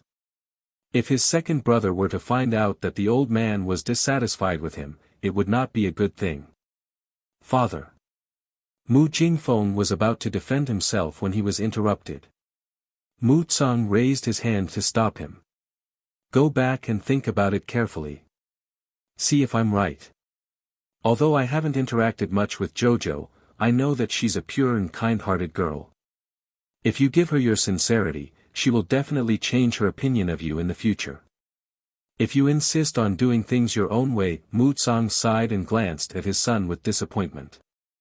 "Regarding Rochuan's matter, you were wrong. You had to wait for Jojo to return before you punished Rochuan for her to see. She already has a grudge against you, and now, she will only think that you're a cold and heartless father without the slightest bit of affection for your children. She must think that our Mu family, from top to bottom, is a group of cold-blooded people." Mu Tsang could not defend himself on the matter of punishing Mu Rochuan. In fact, even he had some thoughts of currying favor with this little granddaughter. Unfortunately, he had overreached himself. Mu Jingfeng's face was tense as he said angrily, "What?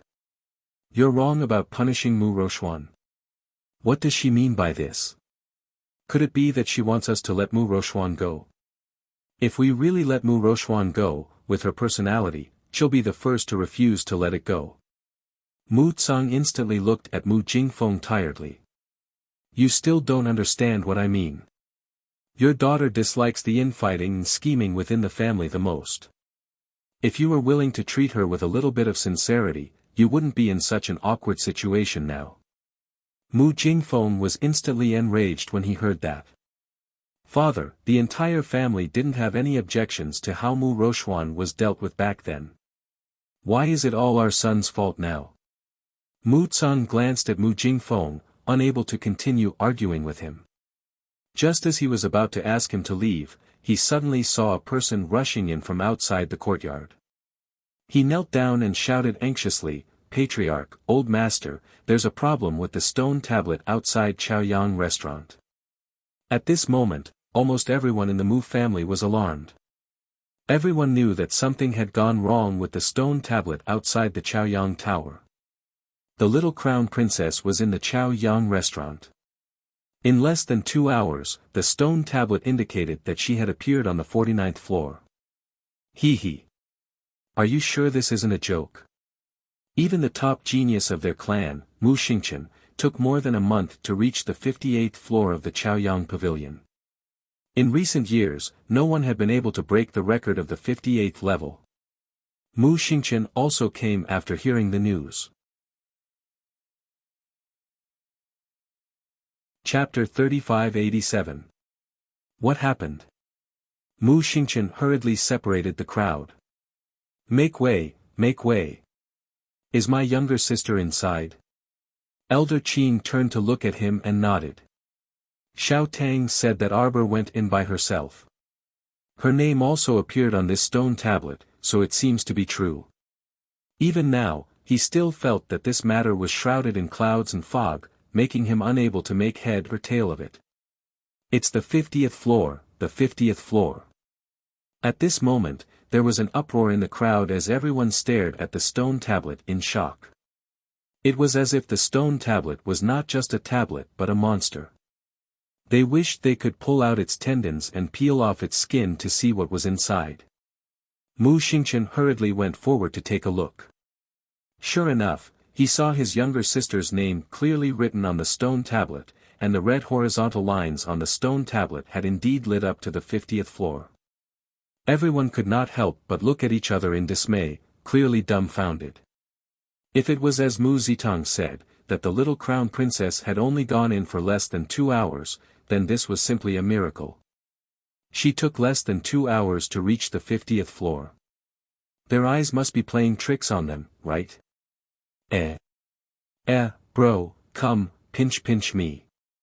See if it hurts. A Mu family disciple could not help but mutter to the person beside him.